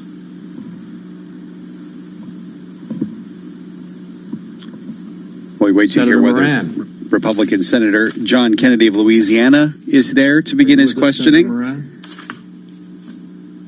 The chairman of the committee, Mike Crapo, is Hi, Mr. Chairman. Thank you. Going through the list of Republicans left to give questions to Fed Chairman Powell.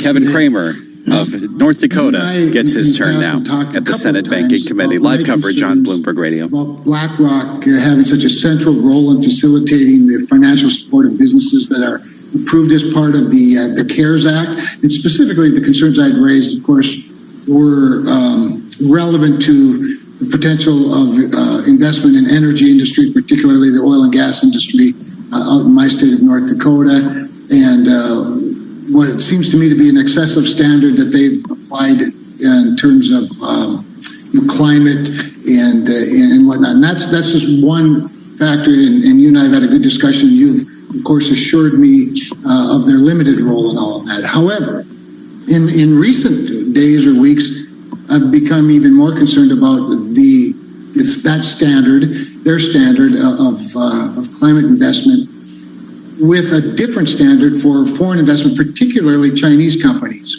and companies that don't meet the same enforcement demands, that don't have the same accountability and transparency, particularly with the PCAOB for the public companies. And it's an issue that caused Senator McSally and I to send a letter yesterday to CEO Larry Fink to get a better understanding of their strategy as a company in light of what appears to be what I think, again, is a double standard in the way they treat investment in Chinese companies versus Americans. And so in light of the deference that BlackRock appears to provide the Chinese Communist Party as well as the radical environmentalist active investors, should I be concerned about their role in the CARES Act? And can you give me some assurances that this part of BlackRock won't impact the public's funds and the public's interest in keeping our particularly oil and gas industry vibrant and the important national security that they provide? Senator, I would say there's no reason for you to be concerned. They play an administrative role. We set all the policy decisions, and our facilities lend only to U.S. companies. So they're just our agent in this, and they bring particular skills that we don't have, and that they do have. And so that's really what this is about. Well, I appreciate that assurance. I'm sure they're listening as well, and I hope that the regulators are paying attention. We have obviously a lot of work to do as well on our side to make sure that we create a standard that protects America's investment in those same companies. So I appreciate, again, your assurances. And with that, I'll yield the rest of my time. Mr. Chairman, this is John Kennedy. I'm on now. Thank you, John. We're going to go to Senator Van Hollen next, and then you will be next after that. Thank you, sir. Senator Van Hollen. Well, you heard the chairman, Democrat Chris Van Hollen of Maryland, getting his turn to question Fed Chairman Jerome Powell. Cortez Masto, and then to you, Senator Kennedy. Although there was a technical difficulty there. So Nevada Senator Catherine Cortez Masto, a Democrat, gets her turn. You're listening to live coverage of the Senate Banking Committee on Bloomberg Radio. And I really appreciate your quick and thoughtful action by the Fed Reserve to respond to the COVID-19 pandemic that has, as we have seen, infected more than 1 million Americans and taken the lives of more than 90,000 people. I also agree with you that Congress and the President must continue to act. Our work is not done. We have to continue to invest in our families, our businesses, and our local governments. So let me talk to you. I'm from Nevada, and I think we've had this conversation before. But let me give you the statistics that I know you're aware of, but you deal with it all the time. The travel industry, which includes hospitality, restaurants, entertainment, attractions, conventions, and more, has been one of the hardest hit. You've said that already today, and I know we've had this conversation. Travel is our nation's 7th largest industry in terms of employment for this crisis. Nearly 4 in 10 of all job losses caused by this crisis have been in the travel industry, and more than 8 million workers are unemployed. The travel industry's unemployment rate is 51%, which is twice the national unemployment rate during the Great Depression. In sum, this is 9 times worse than the economic impacts following 9/11. In Nevada, 25% of our workforce is employed in the hospitality and entertainment industry. We've had more than 400,000 people file for unemployment.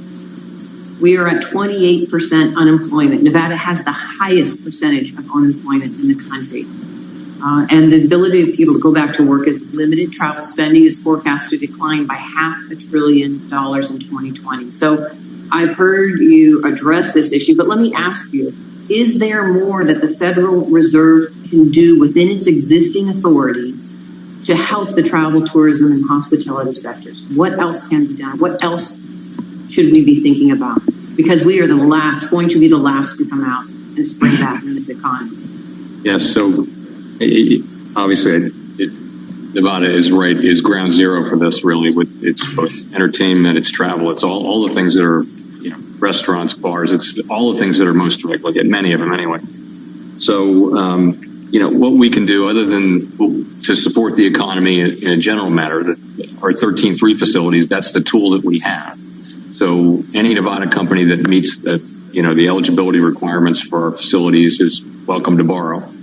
And that's really what the tool that we have. We can't, we do, as I like to say, we do lending, not spending. We can lend to solvent borrowers who can service a loan, and the servicing requirements are not terribly strict. We look back to last year's pre-pandemic financials to see if you're qualified. We don't look at we're not going to disqualify companies because they've been affected by the pandemic. So that's really what we have to offer. So, and I've heard this before, and I'm just curious because this is something I'm hearing also in my state. Could the Federal Reserve take a stake in a company to mitigate potential solvency problems? No, we can't do that. Okay, thank you. That helps clarify. Let me ask you this. We also know that government job losses totaled about 1.5 million in the past 2 months, and there are more on the way. The National Governors Association requested $500 billion in aid to state and local government. They sent it to Congress requesting that aid. And without aid to state, what levels of unemployment would the Fed predict? I don't have a specific projection, but states, effectively all states, have a balanced budget requirement. So what they do when they see revenues drop and costs rise, which is what we're seeing now, what they do is they lay people off. They cut essential services. So and both of those things can weigh on economic activity, in addition to the human cost of those things. So we don't play a role in advising Congress on specific fiscal policy, but I do think that state and local governments they're major employers and they provide essential services, and that's certainly an area that's worthy of your interest. And I know my time is running out. Let me ask you this one final question, and the rest I'll submit for the record. But would the Fed consider making changes to the municipal liquidity facility that make it more like a grant and that would be able to provide more assistance to local governments? You went out for a second there, but on the municipal facility, we've repeatedly made adjustments. If you had a specific adjustment in mind, I missed it. Yeah, turn it into a grant. Can you turn it? We can't do that. No, we can't make grants. That's one thing we can't do. We can only lend. The law is extremely clear on that. It's you who can make the grants. It's Congress that can do that, as you did with the PPP program. And if Congress were to go down that route, would you have concerns about that? If Congress wants to make grants, that's entirely Congress's business. Okay. Thank you very much. Thank you, Senator Kennedy. Republican Senator John Kennedy of Louisiana. Unmute, Senator Kennedy. Okay. There you go. We got you. You got me? Okay. Mr. Chairman, Mr. Chairman, I apologize for being late, but I was in another hearing, and if these questions have been asked and answered, if you could just give me short answers, I'd appreciate it, because I don't want to belabor this. When will the Main Street lending program be ready, Mr. Chairman? It's open now for lenders to register, and once they're registered, they can start making loans, and we encourage them to do so. And then the facility will be within a week or so will be open to receive those loans. In terms of demonstrating credit worthiness, have you made a decision about using rating agencies other than the big 3 or 4? Yes, we have, Senator. We've looked carefully at all of the rating agencies, the NRSROs. We've admitted 3 additional ones the criterion really was that do they have a record of significant experience and usage in the private sector so that investors rely on them. And the answer is there were 3 in different areas who had that, so we added them.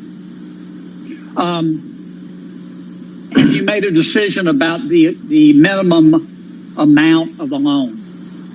We have. We've lowered in Main Street. We lowered it to $250,000. Yes, and we're carrying that over into the nonprofit part of Main Street. Okay, I think that's a positive development.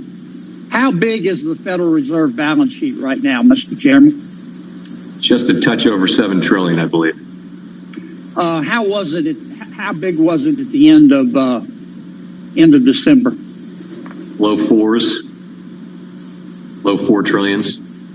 Okay.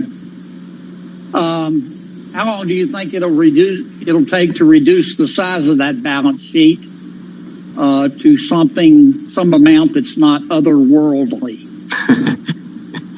That's an interesting standard. So I think when the time comes and the crisis is over and we're not purchasing assets at this kind of pace, what we'll do probably, and that'll be some time out. But what we'll do is what we did in 2014 to 17 that really worked was we just froze the size of the balance sheet, and then as the economy grows, the balance sheet shrinks as a percentage of of the economy, and that was a very peaceful period during which people weren't worried about the size of the balance sheet, but it declined from 25% to 17% or something like that. That's some years away, but this is probably the way we'd start. Chairman Crapo, I can't see the clock. How much time do I have left? You have 2 minutes. Okay. Mr. Chairman, none of us can predict the future, of course, but in our economy is estimated to take a real hit this year, as you well know. The intelligence unit of The Economist says that we're going to have a GDP drop this year of about 4%. But they're projecting Europe's going to be even worse. They're projecting about 9% for Great Britain, 9% for France, I think 6% for Germany. Can we recover if the European Union, one of our biggest trading partners, takes much longer for themselves to recover? So a weak global economy, weak European economy will certainly weigh on U.S. activity. They're a great area for exports and trade of all kinds, and also Europeans come and spend money here on tourism a lot. Being here in Washington, we see that all the time. So yes, weakness around the globe actually does hurt the U.S. economy. Okay. Thank you, Mr. Chairman. I want to yield back my time since I went way over at the last hearing. You're a gentleman and a scholar. Senator Van Hollen, are you here? How about Senator Jones? Thank you, Mr. Chairman. Thank you very much. Democratic Senator Doug Jones of Alabama begins his questioning. Some news from New York Governor Andrew Cuomo's daily press briefing in Albany. He says the U.S. Open tennis tournament can be held in New York without fans starting in August. Quick check of the markets. The Dow is up 544 points. S&P up 61. NASDAQ higher by 176 points. We return now to the Senate Banking Committee and Fed Chairman Jerome Powell. Live coverage on Bloomberg Radio. Jail in its entirety, and I believe his message of 1963 is as important today as it was then. And I know we focused a lot on the data and how it has affected minorities in this country, particularly our black population. Latest data showing the black unemployment rate at just under 17%, Hispanic unemployment rate at almost 19%, while the white unemployment rate hovering around 14. Bloomberg has reported that the African-American owned businesses declined by 41% from February to April, representing 440,000 businesses, a stark contrast to the 17% drop we've seen for white owners. CNBC declared that we have a housing apocalypse coming before us. Alabama Legal Services, who does so much for the poor and needy in Alabama, particularly within housing, has said that the avalanche of evictions is here and foreclosures aren't far behind. So I want to focus my questions really on our minority communities and underserved communities instead of the overall economy. What downside risk do minority communities see if unemployment benefits are not extended? So minorities are substantially overrepresented in the unemployed, particularly the unemployed, since that something like 25 million people have had their employment disrupted as a consequence of the pandemic. And in that group, minorities are very much overrepresented. So all measures that help that group help them, and all measures that don't help them make life tougher for them. So measures that we can keep people on the payroll, make sure that they have, and I know this has been a concern from folks, that there's no incentive to stay off the payroll, but some transition to where we can provide incentives to get back on payrolls, to get back to work. You would favor that, I assume. We don't take position on particular aspects of fiscal policy, but I would say this. there's going to be a lot of people going back to work in the coming months, but there are going to be a lot of people who can't because, if they work in Nevada, for example, as we were just discussing, in the travel and entertainment industry, this aren't going to be jobs.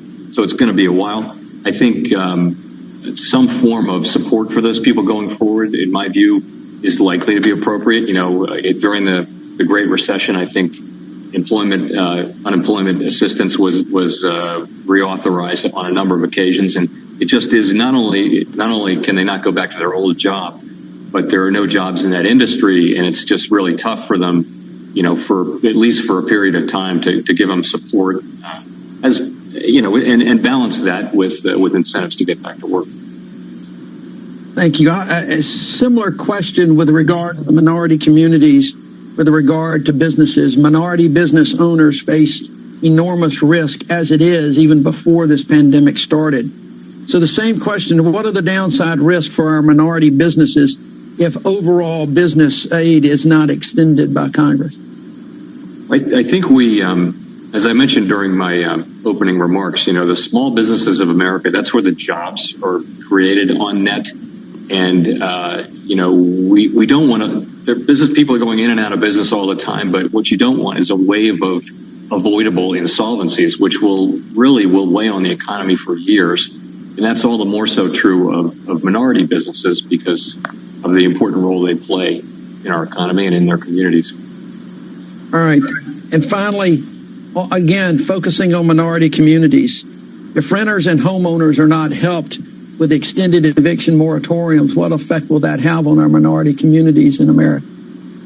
So evictions and foreclosures and things like that have well-documented negative impacts on people's lives. I think during a pandemic, which is still ongoing, it's particularly important because you wind up sleeping in somebody else's basement or in a shelter or something when that happens. And it's not a good time for people to be. There are ways to avoid that, keep people in their homes while the economy recovers and while the pandemic is dealt with. That I think those are things well worth looking at.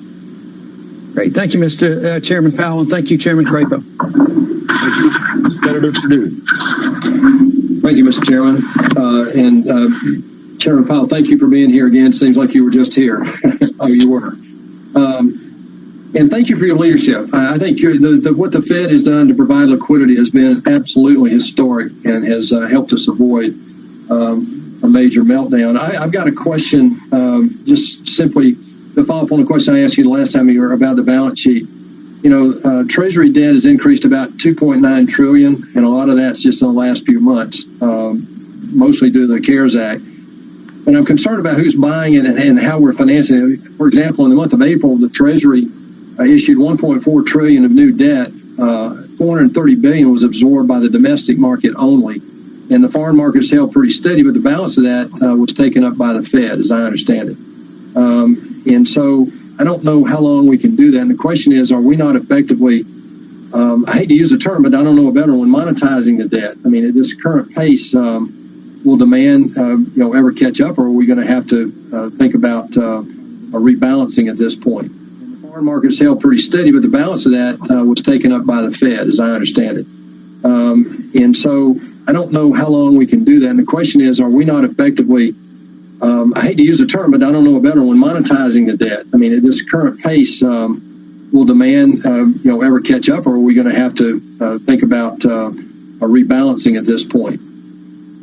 So that's certainly not our intention. The very high level of both Treasury and MBS purchases that we effected in March and April was really because the markets had stopped working. And Treasury market's the most important financial market in the world, and the primary dealers and the banks' balance sheets were full, and everybody wanted they wanted very short-term cash or Treasury obligations, so didn't want Treasury bonds. There were no buyers, and it was a very difficult situation. And so we went in and we bought a lot. It wasn't in any way about, meeting Treasury's supply, and it continues not to be. We really don't think about that. They're also, U.S. Treasury debt is an attractive asset around the world. There's a lot of demand for our paper, but really it was about market function. It does actually have a positive effect on financial conditions too, because you're taking long duration assets out of people's hands and they buy other things. So it has positive effects at this time, and those are good too. If demand for that paper from the Treasury doesn't come back, though, in coming months, what's the longer term implication for interest rates? I know you're reticent to give any forecasts on interest rates, which I understand, but just give us a tone about the impact, a correlation there. Yeah, I mean, there seems to be plenty of demand for our paper. I wouldn't want to speculate about what interest rates might do, but we are the world's reserve currency.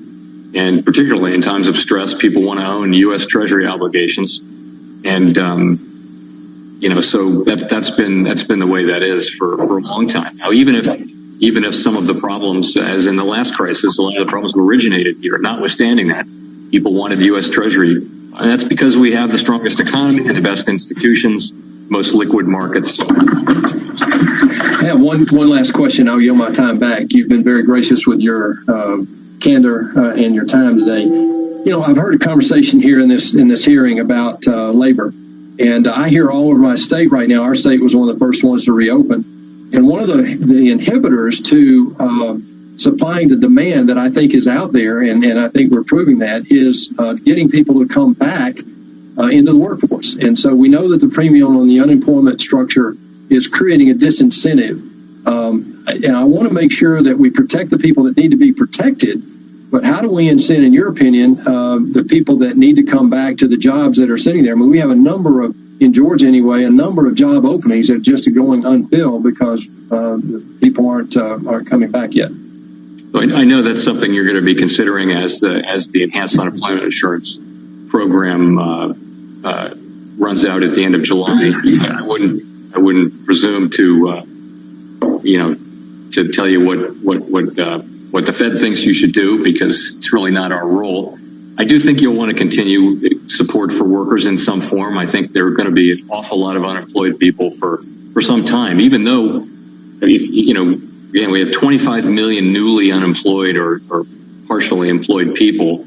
And even if we start putting people back to work really fast, which may happen here, there's still going to be plenty of people who don't have jobs, and they may not have them for a while because there are no jobs in travel, accommodation, various places.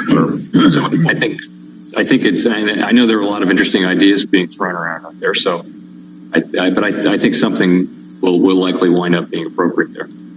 Thank you, Mr. Chairman. Thank you, Chairman Crapo. Thank you, Senator Smith.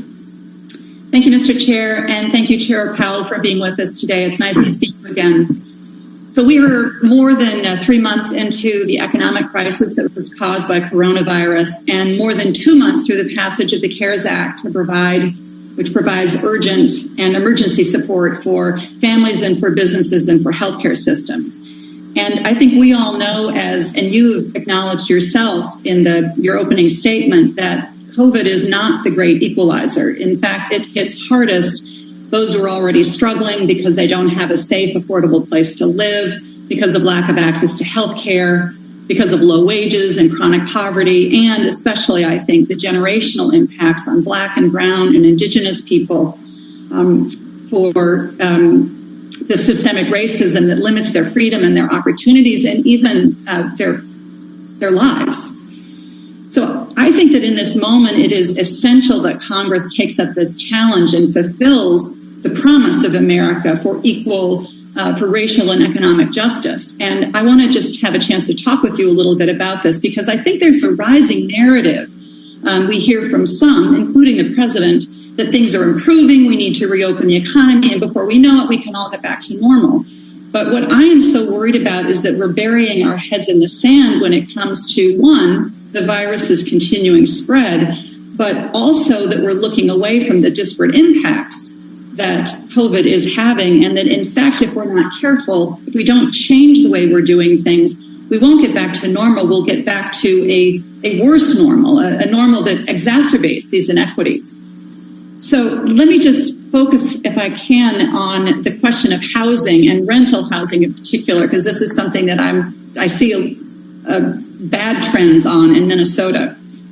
The Star Tribune, my hometown newspaper, recently published an article analyzing what is happening with rent collections in the Twin Cities. And it found that 95% of Class A apartment buildings, so the expensive ones, where the people who have a lot of money can live, 95% of those renters are making their rent payments. But only about 88% of renters in the affordable apartment buildings, the older ones, are able to make their rent payments. So I think we can see that, of course, it always helps if you have more money. We're seeing the impact of this on low-income people, and also I think we're probably seeing the impact of extended unemployment insurance and other help that we provided to make that 88% number not be even higher. So let me ask you, Chair Powell, about this. I know you don't want to comment on specific proposals, but what would be the impact on the housing market, especially the rental market, if Congress doesn't provide some sort of long-term rental assistance to people? What would be the impact of that, do you think?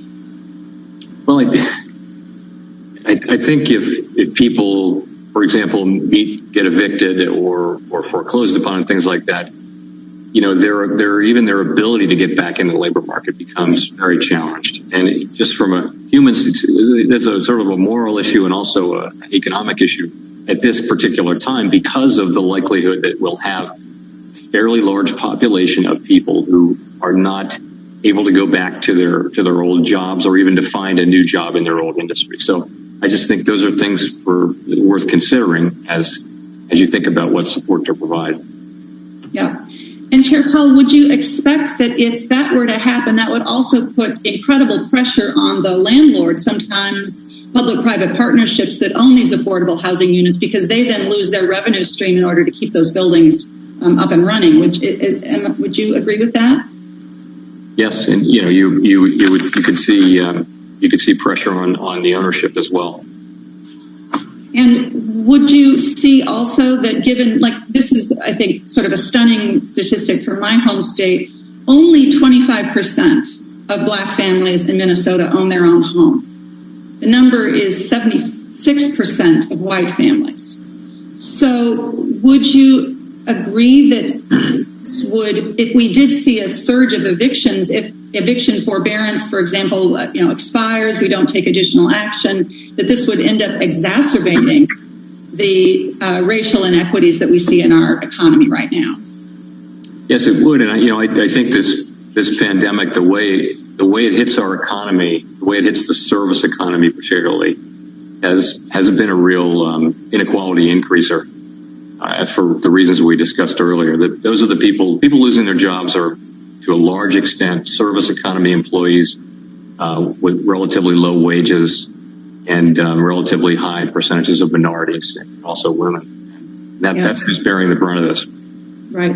Well, I think this makes the case for why it's important that we continue to see what we can do to extend rental for eviction forbearance. But also it makes the case, I think, for why the bill that Senator Brown and many others of us are working on to provide $100 billion in emergency rental assistance so that these families don't have to lose their housing, therefore making it so much more difficult for us to recover and also exacerbating these fundamental and systemic inequities that we see in our economy overall.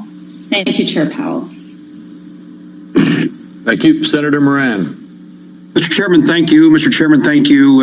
I appreciate that you're putting your intellect and expertise so diligently to work to repair our economy. I very much appreciate what you're doing, Mr. Powell. Let me tell you that I'm concerned. We think I think PPP worked pretty well for our smallest employers. It's been my hope that Main Street lending program will be a similar kind of solution for larger companies in Kansas. It doesn't really matter if you've lost your job, whether you work for a company that employs 9,000 people or employs 900. You're still out of a job, and we have a lot of work to do in that regard.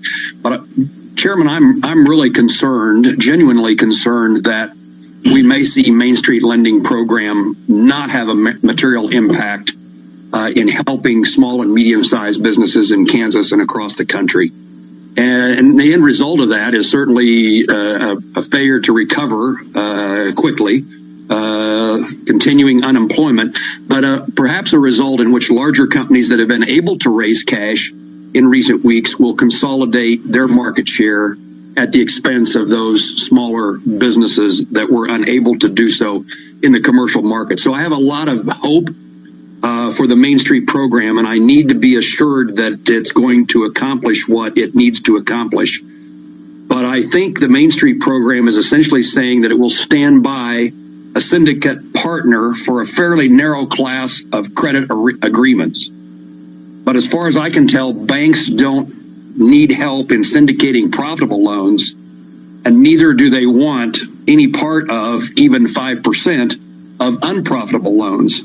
So to me, it appears there's little in the program that actually incentivizes banks to originate these loans for new customers.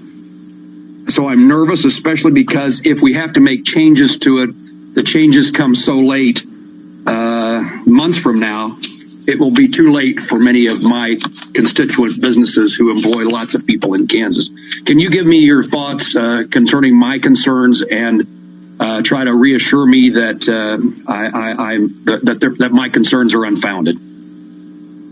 Sure. So you do put your finger on some of the challenges with approaching the very broad, diverse Main Street space, which has different appetites for credit. It's a heavily bank dominated financing sector of the economy, or a series of sectors of the economy, and that means bank credit agreements, which are all individually negotiated. It's not like the bond market where there's quite a lot of standardization. So it's a challenge, and we really had no choice but to go through the banking system to meet those borrowers. That's really where they borrow us, through banks. And also, we can't do due diligence on literally millions of companies. We're not set up to do that, whereas the banking system is exactly what they're set up to do. So that's what we're doing. And, the banks do have incentives. They get to serve their customers a little better. They also get, a generous origination fee.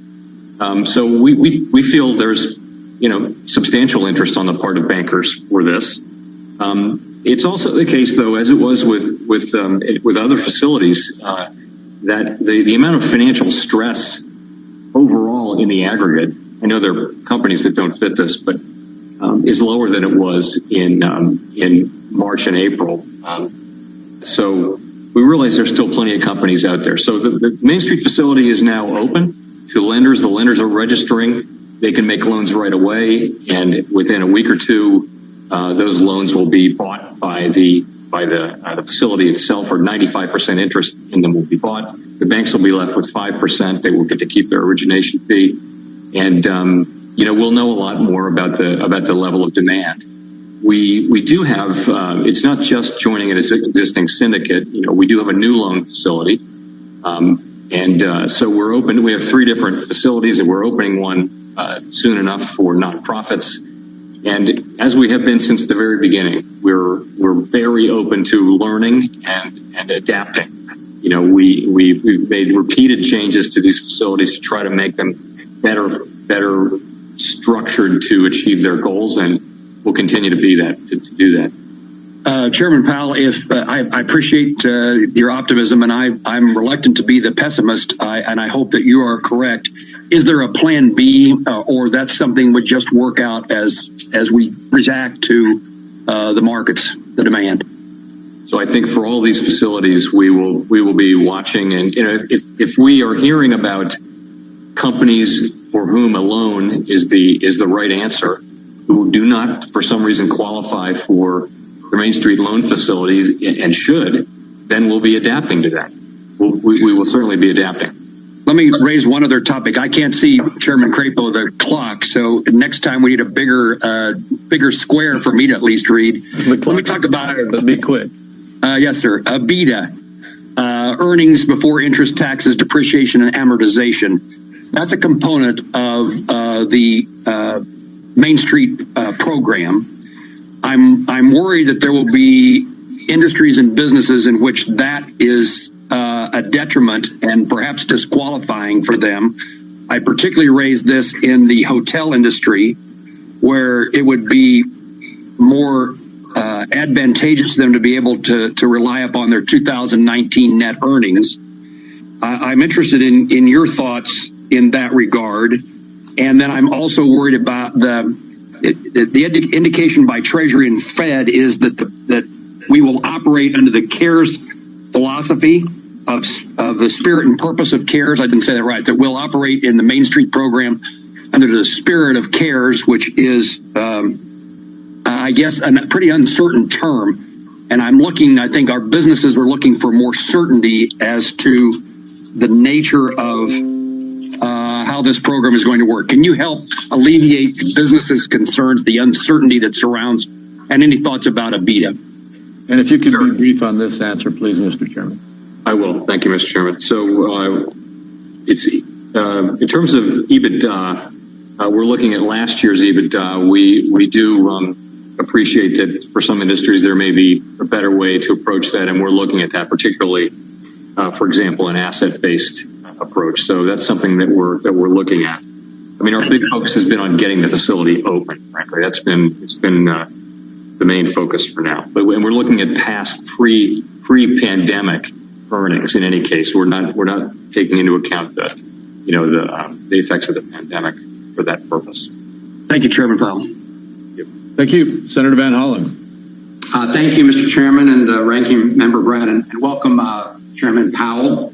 I'm a little late to the hearing. I was just on the floor of the Senate calling for us to take up the Justice in Policing Act and address in an urgent way issues of systemic racism. I'm glad you made the statement you did in your opening remarks. I want to ask you about a statement made by Raphael Bostic, the president of the Atlanta Fed, where he wrote on Friday, quote, "Systemic racism is a yoke that drags on the American economy, and that a commitment to an inclusive society also means a commitment to an inclusive economy." Do you agree with that statement? I do. Absolutely. And it's urgent that we use all the tools at our disposal to address that issue. I saw President Trump celebrating the other day that the unemployment rate in May ended up around 15%. It's nothing really to celebrate. But in that same unemployment report and data, we actually saw Black Americans' unemployment rate go up compared to the previous month. Did we not? We did. And, over the longer term, we see African American unemployment running at approximately two times white unemployment. And that's a feature of all different parts of the business cycle. Yeah, and also these ingrained issues in all aspects of our society, from schools to financial systems. Let me ask you this. I saw that Wall Street has responded favorably to some of the most recent actions that the Fed just took. When it comes to helping those people who are most hurt economically by this downturn, and you've spoken about them, the fact that 40% of individuals with incomes under $40,000 found themselves out of a job. When it comes to those individuals who are hardest hit, would you agree that fiscal policy is probably a more effective tool at addressing those issues than the instruments that the Fed has at its disposal? In the short and medium term, yes, fiscal policy. In the long term, maximum employment is a great thing. What we had the last couple of years with 50-year low unemployment was really making a difference in those communities, and we were very pleased to see that. We were hearing that from people in those communities. But for now, fiscal policy is critical. But in the short term, and of course, a lot of those gains were erased in a very short time, and our goal has to be, does it not, to try to get back to where we were as soon as possible and then start improving again. Would you agree that that should be the goal? Very much so. Absolutely. It certainly is for us. And do you agree with the letter? I'm not sure what your testimony is as to whether or not you saw a letter, but we have a letter we received this morning from Ben Bernanke, Janet Yellen, and over 120 other very respected economists about the urgent need to take more fiscal action. Given what you just said about the short-term and fiscal policy as a tool. Do you agree with their statements that we need to do more? So I saw the headline, saw the first two sentences of the story, have not had a chance to read it went across the tape just before I walked in here. So I will look at it. In fiscal policy, what I would say is we're not in a position of giving you advice, and you've reacted. Congress has done the most it's ever done, 14% of GDP, $3 trillion. We've done the most we've ever done. As this plays out, it's likely that there will be a group that struggles to regain employment because they were working in those industries that are so strongly affected. It's likely that they will need help, and they need help from the Fed, and they may need help from you too. Well, I take it from your previous response that especially when it comes to short-term downturns, that fiscal policy is the most effective instrument to deal with the short-term impacts. We've lost 1.5 million jobs at the state and local government levels over the last 2 months. That's a drag on the economy, isn't it? Yes, it is. It's so employers. The state and local government's one of the largest employers. I think 13 million people. Right. So shouldn't all of us using the tools at our disposal try to stop the continued loss of jobs at the state and local level? So we did discuss this, and I would earlier, and I would say it's certainly an area where I would be looking if I were you. State and local governments provide those critical services, and they have balanced budget requirements. So the layoffs come very quickly when revenues go down and expenses go up, and that's going to weigh on the economy. And are you aware of the fact that in many cases, state and local governments are making their fiscal decisions as of July 1st as to whether or not to cut back on their budgets and lay people off? Yes. I'm aware of it. Well, just, Mr. Chairman, and just in closing, it would seem to me, given all those facts, that Congress would be negligent in leaving town before the 4th of July for the 4th of July break without providing this additional relief to state and local government employees, but to also others. So thank you, to both chairmen and the ranking member Brown. Thank you. And do we have Senator Sinema on? Yes, Mr. Chairman, I'm here. Go ahead. Well, thank you, Mr. Chairman, and thank you to Chairman Powell for joining us again today. We appreciate it. Chairman Powell, immediate economic stabilization, as we saw with the PPP program and other coronavirus relief funds, will continue to be necessary as we shield the economy from the worst effects of this pandemic and work to save lives. Disease experts and other health officials warn of a harsher second wave of the virus in the fall. I recently urged the administration to implement a national testing and infection tracking strategy to help stop the spread of coronavirus and protect Arizonans from future waves. Would you agree that a robust infection tracking regime that enables U.S. businesses to reopen and operate safely would have a positive effect on economic growth?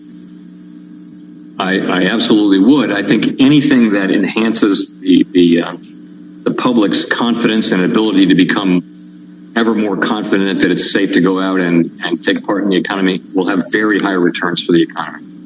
No, thank you. The Federal Reserve projects that U.S. economic output will decrease by 6.5% at the end of this year compared to 2019. Does this projection assume a potential second wave of coronavirus and the accompanying economic impacts? That number is actually just, I should say, that's just the median of the 17 projections by the 17 participants in the FOMC. So it isn't an official projection of the Fed or anything like that. And it will be based on different assumptions made by different people. Each of the 17 will have probably made a somewhat different assumption. I would think the answer to your question, though, largely will be no. Largely, that is not a number.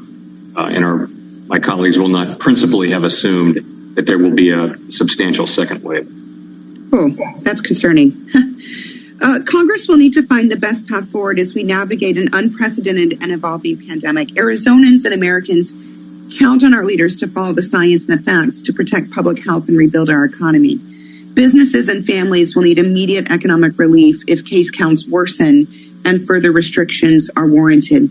Would you agree, given the possibility of several future waves of the virus, that identifying nimble, flexible economic stabilizers to quickly make impacted businesses and families stable would be beneficial for our economic growth?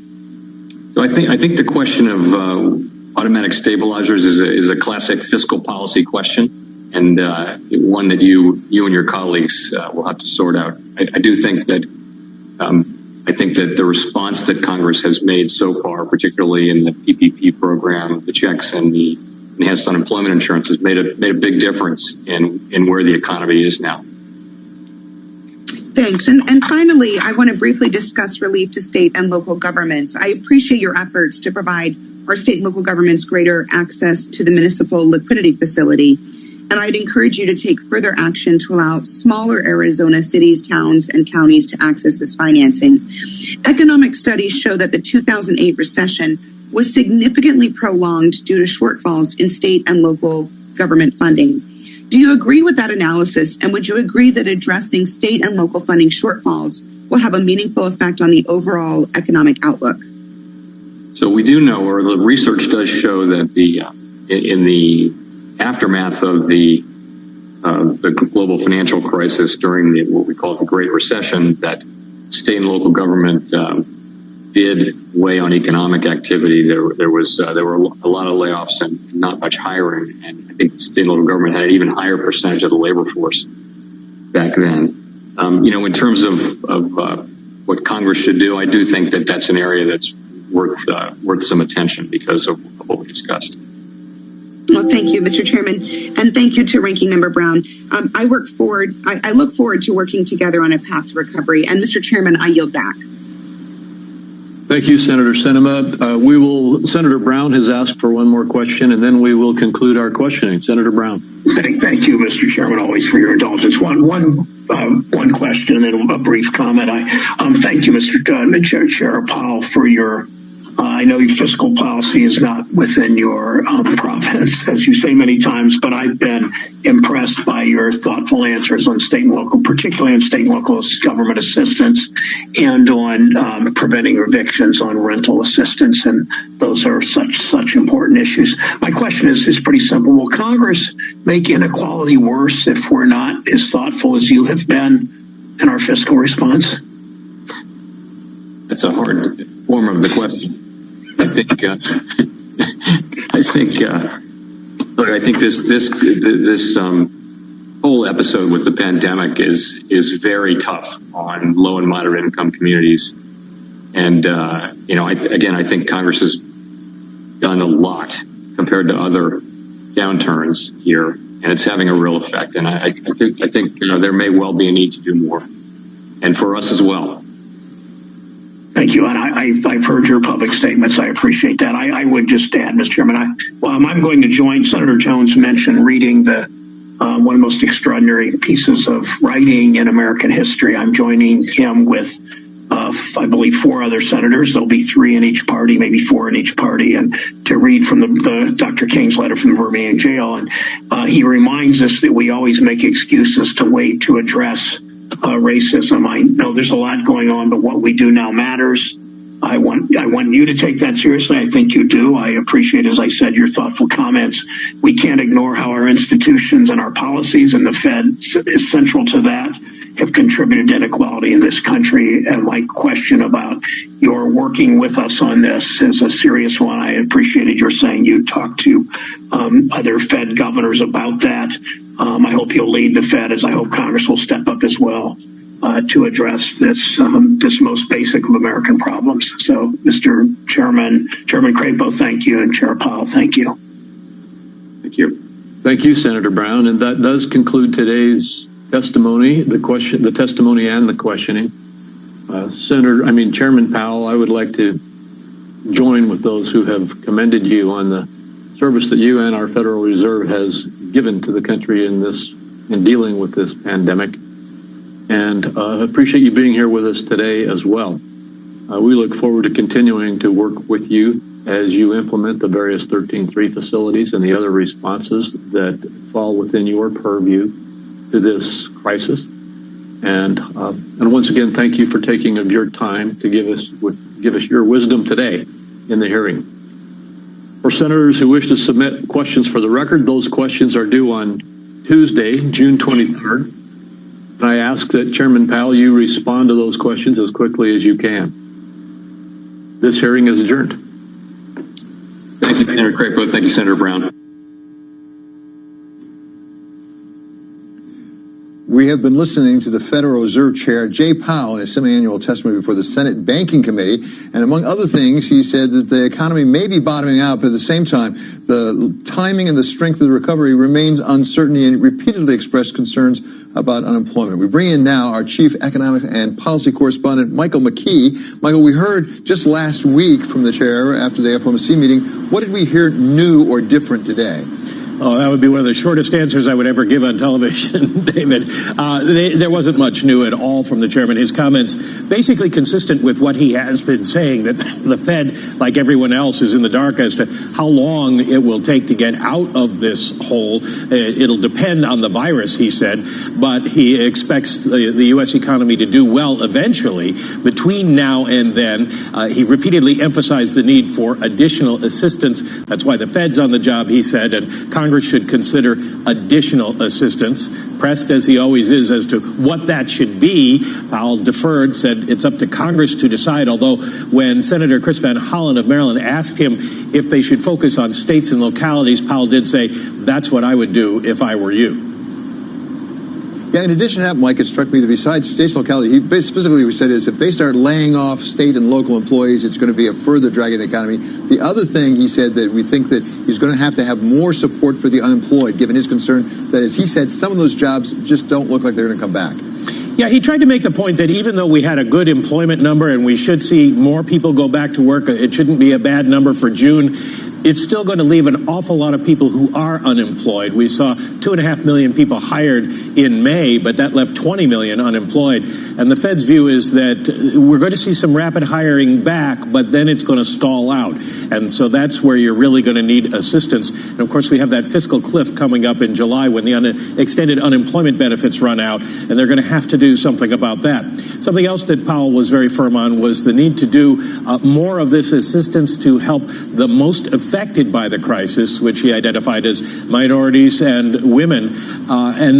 He spent a lot of time talking about racial justice in the United States and how important it is to make progress on that. So the Fed is clearly on board with that. And in that, he offered support to lawmakers who are talking about legislation to help deal with that problem.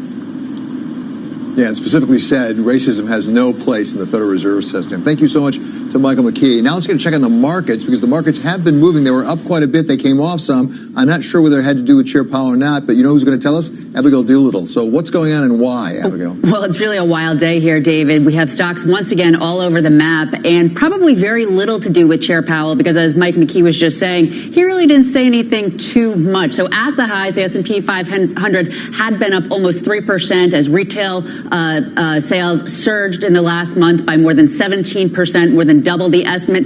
And then at the lows, up just 1/3%. The Dow Industrial Average almost went negative. This on negative virus news. Beijing is closing its schools because of a virus resurgence. Texas hospitalizations above 8%, a record. Florida cases have surged to a record. Now we have the S&P 500 right in the middle. You can see, though, that the stay-at-home stocks, the tech sector is doing just a bit better, 2.3% up versus the financials up 1.7%. So that actually tells you it's a little bit defensive. That being said, you have the 10-year yield higher, bonds all over the map as well, but at this point, once again, lower as investors want out. The real volatility, though, David, is in oil. Oil at the highs had been up 5% or more. Not so long ago was almost negative, now up about 1%. All of this against the backdrop of this Fed liquidity, which is really helping this volatility. So much uncertainty, hope, but again, uncertainty, and that creates this kind of jittery volatility that we keep seeing day after day, David. Okay, thank you so much, Abigail Doolittle, for that report on the markets. Let's stay with the Senate right now and turn to Senator Rick Scott, Republican of Florida. Senator, thank you so much for staying with us for this. We have a lot to talk about, but let's start with some of what we heard from Chair Powell, and specifically his admonition that we may need more help on unemployment, may need more help with state and local, so we don't have layoffs. What does that tell you, if anything, about the need for further fiscal stimulus, and when would we have it? Well, first off, I think we have to be careful about how we spend our money. This is somebody's taxpayer money. It's either you're taxing people now or you're going to tax them later. So let's focus on the biggest problem. Let's make sure we have liability support. We protection for our first responders and our small businesses. Let's make sure we help those that have lost their jobs. Let's make sure we help our small businesses. But what I don't want to do is fix the budgets for states that have wasted their money for years. They won't balance their budget. They just keep borrowing money, won't fix their pension plans. And like Florida taxpayers shouldn't be paying for that. So we've already spent a significant amount of money at our states. Let's make sure we get a return on all the money we've been spending. And let's help those that are still unemployed and help our small businesses. Senator Scott, does that give you a different attitude perhaps toward an infrastructure bill? Because there are stories now that the White House may be considering a $1 trillion proposal. Do you see that more as an investment that you would get return on? Would you be in favor of that? Well, I did it as governor. I believe in investing in our infrastructure. I took our transportation budget from about $7 billion a year to $10 billion a year. We invested $1.5 billion in our ports, and it paid off. So as long as you invest your infrastructure dollars in areas where you help create jobs, it works. What I said to our transportation department is, let's spend our money where we're going to get more jobs. And it helped us because in those 8 years, the private sector had 1.7 million jobs in my state. So I believe in our infrastructure. I believe in investing in the infrastructure, but we've got to do it in a manner not just to feel like, oh, we spent some money, but we actually help our job market. That's what we need, more jobs in this country. Senator Scott, let's talk about your home state of Florida specifically. There are reports of an increase in the number of COVID cases down there. Are you concerned that we may be seeing a real uptick that may slow down the progress of the economy in the state of Florida? Well, as I talk to Floridians, I think everybody realizes now the risk of coronavirus, but we also know we have to open our economy. So our businesses are saying, how do we keep our employees safe? How do we get our customers back and keep them safe? And I think all of our families are saying, how do we get back to a normal life as quickly as we can, but knowing we have to do it safely? I know we're doing a lot more testing right now. I know that we're working on the vaccine. I know our doctors are working on, and our pharmaceutical companies are in the therapeutics. So I think it's all hands on board, but we got to keep our economy open and keep people safe. Let's give your thoughts on the policing situation now. You've written an op-ed piece in the USA Today really saying we should not be defunding the police, but putting aside defunding, really taking away all the money, are you in favor of reallocating some money so that the police don't have to do all they do now, putting more into some social services that might reduce some of the threats of crime? Well, we clearly have to make changes. We have to look at what do we have to do from a training program. If we have to look at what do we do to make sure we're solving the problems that that we actually asked the police to do. But what I oppose is this concept that we're just going to shut down the police. What happened to George Floyd is despicable. I talk to law enforcement pretty much every day. They are disgusted with what happened and what those officers did. But you don't do it by defunding them. You do it by helping them. If there's a bad person, let's figure out how to get rid of it. If we need more training, let's do that. I've been working with Senator Tim Scott. We'll be coming out with a proposal in the Senate, but it's focused on how do we keep our communities safe and how do we make sure everybody has the opportunity to get ahead. How does that bill that we'll see perhaps later on, how does that bill address the question of accountability of police? Because certainly the vast majority of police are really good people who do a really hard job well, but there are some, clearly, we've seen the videotape, that shouldn't have their jobs. How do we make sure that we get rid of them? Are you in favor, for example, or at least open to the possibility of adjusting the immunity from prosecution for police? Well, here's the way I think about it. What I try to do as governor, whether it was through our university system or through economic development, is get a return for the dollars we spend.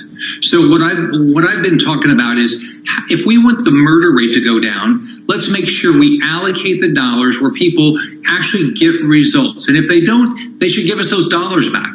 Because I want to get a result. I want safety for every citizen in my state. I want the murder rate to go down. When I left office, we were at a 47 or 48-year low in our crime rate, and it's because we focused on getting results. So whatever money we spend at the federal level, let's make sure we're saying to ourselves, what do we actually get something for it? I don't want to just spend the money to feel good. I want to spend the money to get a result. And finally, Senator, we've talked before about China, the role of China in the coronavirus, and you've been very outspoken and the fact that something needs to be done. But is there any benefit either to the economy or to public health in really punishing China right now for the coronavirus? Well, I think what you have to do is you have to look at China has decided to be our adversary. They have decided not to be our friend. And it's not the Chinese people. It's the Chinese government. It's a communist government. It's run by the General Secretary of the Communist Party, Xi. He has decided to not be transparent, to not help us. Our intelligence agencies are telling us they're trying to sabotage or delay our vaccine. Your friends don't do that. So what we have to do is we have to call them out on what they're doing, hold them accountable, and hopefully the Chinese government will change so we can have a working relationship with them rather than this Cold War that Xi is creating with the United States. Okay, thank you so very much, Senator Rick Scott, Republican of Florida. And coming up, we're going to talk to Senator Chuck Grassley of Iowa, also a Republican. That's coming up on Balance of Power on Bloomberg Television and on radio.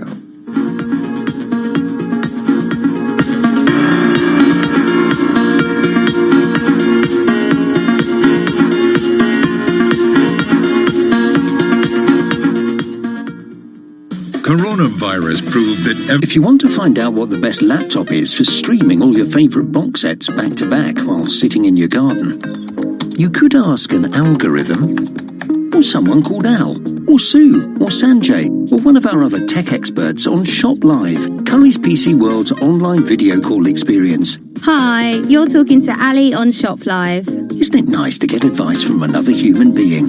They're just a click away. Curry's PC World. Talk to our tech experts online with Shop Live. Get your cook on with Asda. With Uncle Ben's rice, 250 grams for just £1. And our Butcher's Selection chicken breast fillets, only £3.40 for 650 grams. Why not whack it in the wok?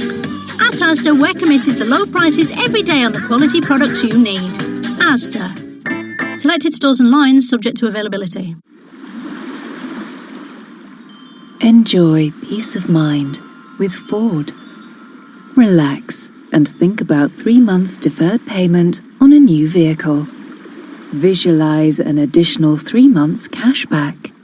Breathe deeply and let 0% APR representative on selected vehicles wash over you.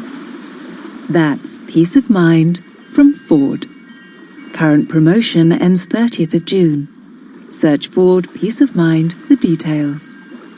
Only available with Ford credit on selected finance plans. Exclusions and deposit restrictions may apply. Where do sports, culture, and basketball nostalgia collide? On their podcast, Knuckleheads, NBA veterans Quentin Richardson and Darius Miles sit down with athletes, musicians, and entertainers to get brutally honest, totally unguarded conversations about everything from current events to untold stories from the golden era of sports. You know that, right? I tried to tip dunk all the free throw line one time. Search Knuckleheads on TuneIn to listen. Wanna bet football can make you feel nostalgic? Playing days are over, so... On the podcast, NFL Alumni Lounge, Charlie Booth sits down with retired NFL legends to talk about their careers, life after football, and everything in between. Mr. Darren Waller, good to have you. Yes, sir, it's good to be here. Dana White, welcome to the Alumni Lounge. Thanks for having me, brother. Big member of our NFL alumni family, the CEO of the XFL, Mr. Oliver Luck. Charlie, good to see you. Thanks for having me. We're here with the president, Mr. Eric Price. Good to see you. Search NFL Alumni Lounge on TuneIn to listen. Did you know that with TuneIn's local radio feature, you can stream live FM and AM stations broadcasting in your area? Discover local news, talk, and music stations. Navigate to the local radio section under Browse to listen locally on TuneIn.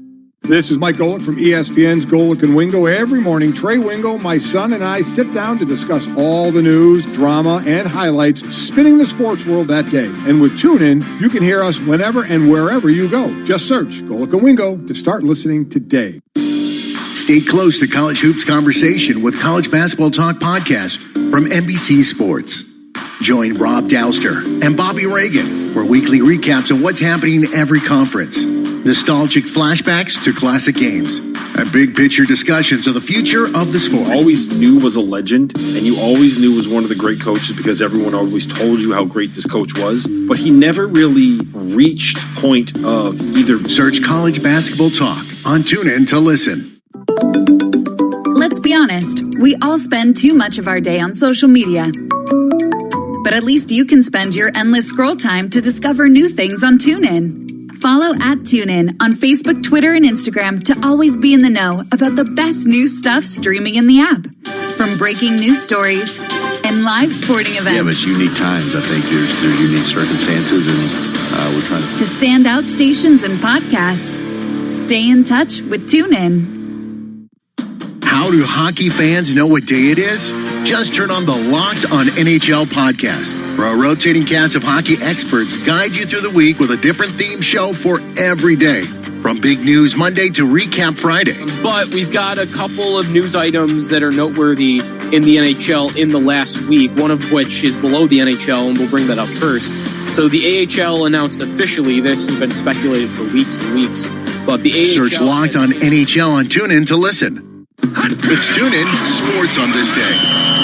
On this day in 1998, the Detroit Red Wings win back-to-back Stanley Cup titles, defeating the debutant finalist Washington Capitals 4-1 for a 4-0 series sweep. 9 seconds, they count them down. The Detroit Red Wings have won the Stanley Cup 1998. To listen to conversations breaking down the moments just like this, search Sports to be part of the discussion on TuneIn. In case you didn't know, TuneIn lets you listen to the same radio stations you pick up on your home or car radio, except you can hear them from anywhere. If you want to find a station from somewhere else in the world, navigate to the By Location section under Browse. Keep exploring with TuneIn. Testimony before the Senate Banking Committee. And in that testimony, he said that there is a recovery coming, but he's concerned about how strong it is and what the timing is. And two things he particularly mentioned were the concern about continuing unemployment and also the possibility of laying off state and local employees if the states don't get some help. We welcome now Senator Chuck Grassley, Republican of Iowa. Among other things, he is the chair of the Senate Finance Committee. So, Senator Grassley, thank you so much for being with us. Let's address what Chair Powell said, specifically with respect to Iowa. What is the situation with unemployment? What's the situation with your state and your local budgets? Are there going to have to be layoffs that you're concerned about? The legislature just finished Sunday afternoon for the year, and they passed a budget for 2021 that didn't have to dip very far into rainy day funds. They didn't have to cut back a whole lot. And so from the standpoint of the state budget, it's pretty good.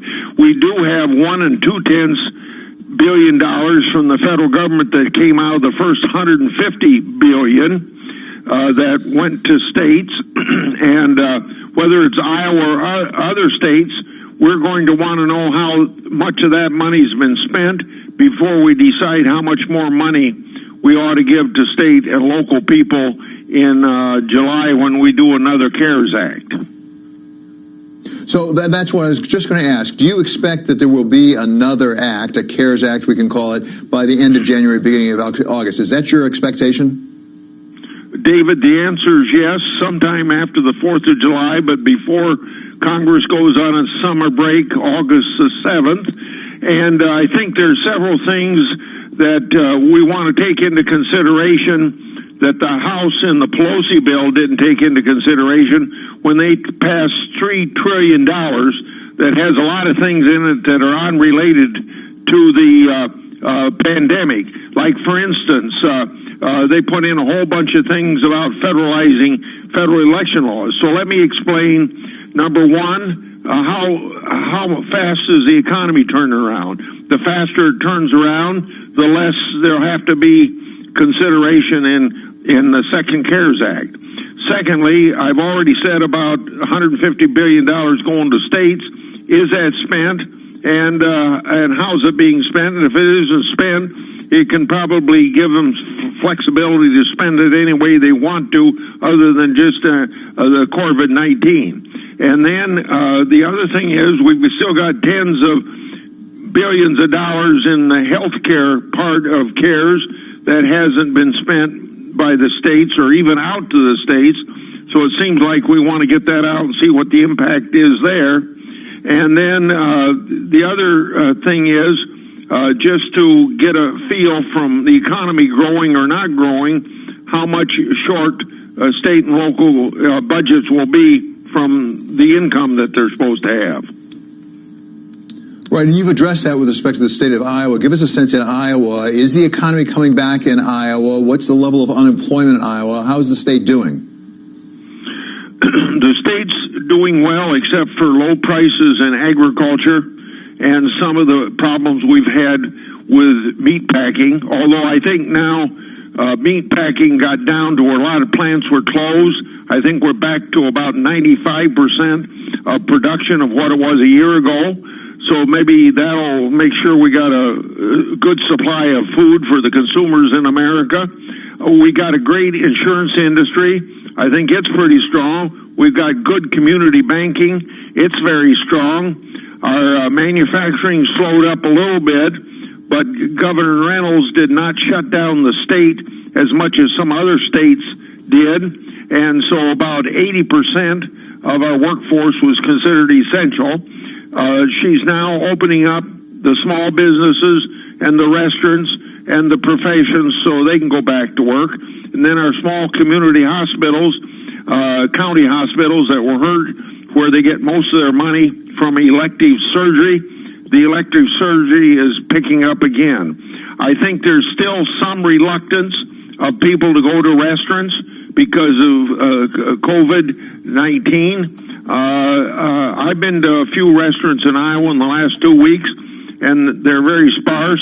It's going to still be a lot before they start making money, but it is turning around.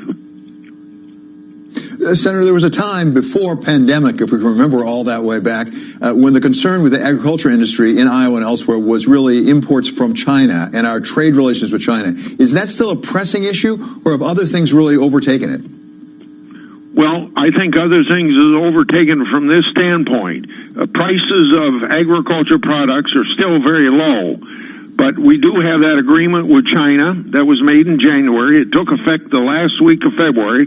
I've been watching it ever since, and also getting reports from Bob Lighthizer, our special trade representative. And it seems to me that China is trying to live up to their agreement, buying what they're supposed to buy. But the only downside on them not fully keeping up with their promises is the Chinese economy is not in as very good shape, and not definitely not as good a shape as China wants us to think their economy is. Okay, Senator, really appreciate you being with us. It's always a pleasure to talk with you. That is Senator Chuck Grassley, Republican of Iowa. In the meantime, politics go on apace, and we're now going to bring in our Bloomberg political contributor. She is Jeannie Zaino. She's a professor of political science at Iona College. So, Jeannie, there's so much news going on, whether it's Chair Powell or whether it's coronavirus, but let's check in on politics and what effect it has. One of the things that I think we're starting to see is some polls, particularly in some of the border states, some of the key states for President Trump, really moving away from President Trump. Is he starting to get dinged by some of his performance? He is. I mean, we have seen polls where the president, now we are 3 weeks in, at about his approval rating has gone down, according to most trackers. And that is a result of this sort of twin hit he's taken. You know, number one being his handling of the pandemic, and number two being his response to the protests. Both of those things have hurt him in the polls. People don't like the way he is handling either of those things. And so we've not only seen it across the country in his approval rating, but as you mentioned, in these swing states. And I think the biggest concern for his campaign right now has got to be the number of swing states is expanding. So he is now having to focus on states like Texas and Oklahoma, other states that he shouldn't have to focus on, where he is now potentially vulnerable. So as that number increases, it means it's going to take a lot more of their energy and resources at a time when it's hard to get out there and campaign the way he likes to. Jeannie, insofar as the president may be facing some challenges, what can he do to turn that around? And let me ask specifically, Bloomberg has a report that the administration is considering a $1 trillion infrastructure package. Heard that story before, I know, on both sides. But if they come up with something like that in September, does that do him much good in the polls in November? Because they can't get any of that money spent. They can't get any jobs created in that time. he is running up against a calendar now, but I do think his strongest area remains, if you look at the polls, the economy and his handling of the economy. People still have more faith in the Republicans and Trump than they do in the Democrats and Biden on that front. So he is going to focus and should focus like a laser beam on that. And the $1 trillion infrastructure plan is something, as you mentioned, we keep hearing over and over again. But I'm not so sure. I think he can tout it if he's able to get it passed. But in terms of actual impact on the economy, it's going to be very difficult to imagine we'd see something like that by the time people go to the polls in November. So it's really going to be a challenge for him. I think it's going to be more him talking about it from a PR and marketing perspective than actually seeing the impact in the economy itself in terms of jobs, which, of course, as the chairman was just talking about, remains the key concern at this point. So Jeannie, people have underestimated Donald J. Trump before, and he's really pulled it out, including becoming elected president of the United States. Give us his best path to victory in November right now from where we are. I think his best path to victory is if he can repeat what he did in 2016 by going through the Rust Belt. And that is going to be a lot more challenging this point with Joe Biden as his opponent and given the fact that he is the incumbent. But his best path is still through the Rust Belt, and it is still focused on the economy. He's going to have to make the case, and he can make this case, that even given the pandemic, he was able to bring the economy back to numbers that are respectable, and that next year, as we keep hearing everybody say, Mnuchin and others, next year is going to be a really strong year for the economy, and to point to the stock market, which hasn't been doing that badly. Yeah, it's fascinating. At the same time, will race play a significant issue in this election, do you expect? Absolutely, and I think that's why we're hearing the president today. He's going to be talking about this executive order that he's releasing. They're trying to have an impact there. He's also going to be talking again and again about the fact that under his watch, African-American unemployment went down, that he feels like he's made inroads there. He did pass a huge crime bill when he first came into office. So he has victories there to talk about, but his rhetoric just sort of makes it all that much tougher for him. We forget about that sometimes. Jeannie Zaino, our Bloomberg political contributor. It's terrific to have you with us, Jeannie. That does it for the first hour of Balance Bar. In the second hour, we're going to talk to the AFL-CIO, person responsible for transportation unions. This is Bloomberg.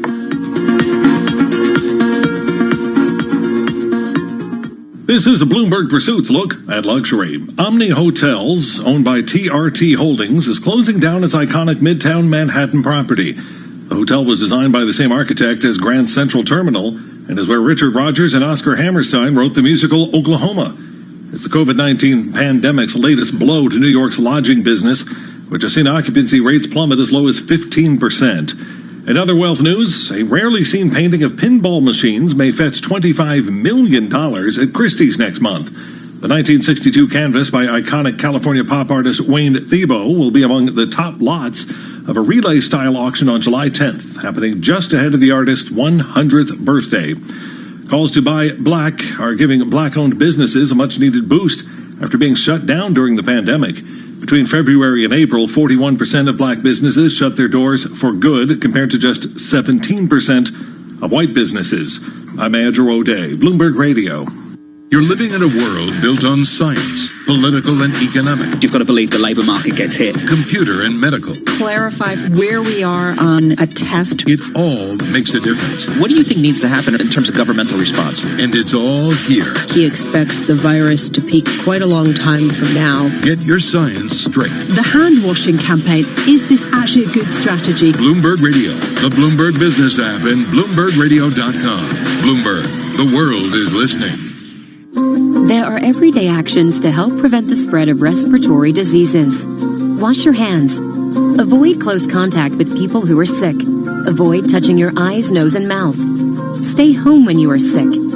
Cover your cough or sneeze.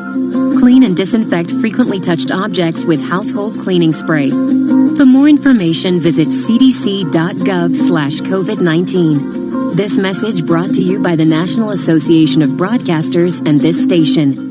Have you wanted to speak a new language, but you thought it'd be too hard or take too much time? Then go to Babbel.com. Download the app and try it for free. In just 15 minutes a day, you'll be on your way to speaking a new language in just a few weeks. And right now, you can try Babbel for free. Babbel starts out teaching you words and phrases by matching them with pictures. You won't believe how easy the interactive program is. Soon the sentences get a little bigger, and before you know it, you're having simulated conversations voiced by native speakers. And because Babbel is crafted by language experts and uses the spaced repetition method, in just 10 to 15 minutes a day, you'll be speaking the language of your choice with real confidence. With Babbel, you can speak a language. Just go to Babbel.com and start your first lesson in the language of your choice for free. Download the Babbel app or go to Babbel.com and try it for free. That's Babbel.com. From the financial capital of the world, 24 hours a day at Bloomberg.com, on the Bloomberg Business app, and on Quick Take by Bloomberg. This is Bloomberg Radio. From Bloomberg World Headquarters, I'm Charlie Pellet. Stocks are rallying. S&P higher for a third day as optimism over a recovering U.S. economy overrides concern that coronavirus cases are worsening in locations ranging from Texas to China. Treasury yields rose. The dollar fluctuated. S&P up the most in more than a week. Energy, healthcare, and materials leading all industry sectors higher.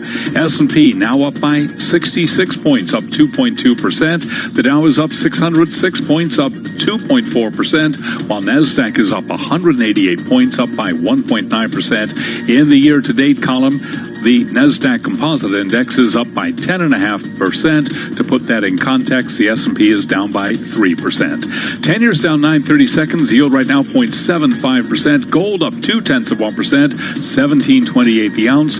West Texas Intermediate crude closing in on $38 a barrel, up 2.1%, $37.89 right now on WTI. And with more on the day's commodities trading, here's Bloomberg's Renita Young. Gold prices bounce between gains and losses as investors await testimony from Fed Chair Jay Powell. Today and tomorrow, he's speaking on the central bank's next steps to combat the hit from the coronavirus pandemic in his semi-annual policy report. And oil prices react to a broader markets rally on stimulus from the Federal Reserve, and as physical crude supplies continue to look tight. Renita Young, Bloomberg Radio. T-Mobile had its first big network meltdown since leapfrogging AT&T to become the number 2 wireless carrier in the U.S. As many as 68 million of T-Mobile's wireless customers had their service disrupted for several hours yesterday. As the company tried to identify the problem and restore service, the company said the outage was caused by router issues. FCC Chair Ajit Pai calls the outage, quote, unacceptable. Shares of T-Mobile are trading lower right now. We do have T-Mobile shares on the minus side by 1.7%. A source tells Bloomberg Chesapeake Energy, the North American pioneer of shale fracking, skipped an interest payment due June 15th on some of its bonds as it prepares for a bankruptcy filing.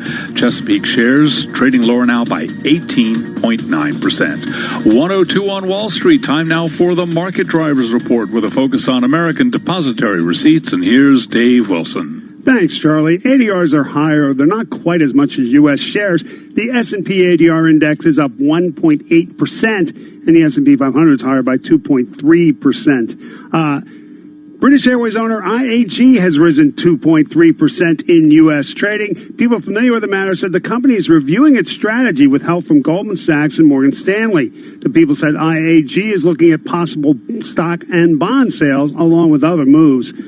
Mexico's Cemex has climbed 9.3%. The cement maker is higher with U.S. peers on a potential $1 trillion infrastructure proposal from the Trump administration. People familiar with the plan said it's under development.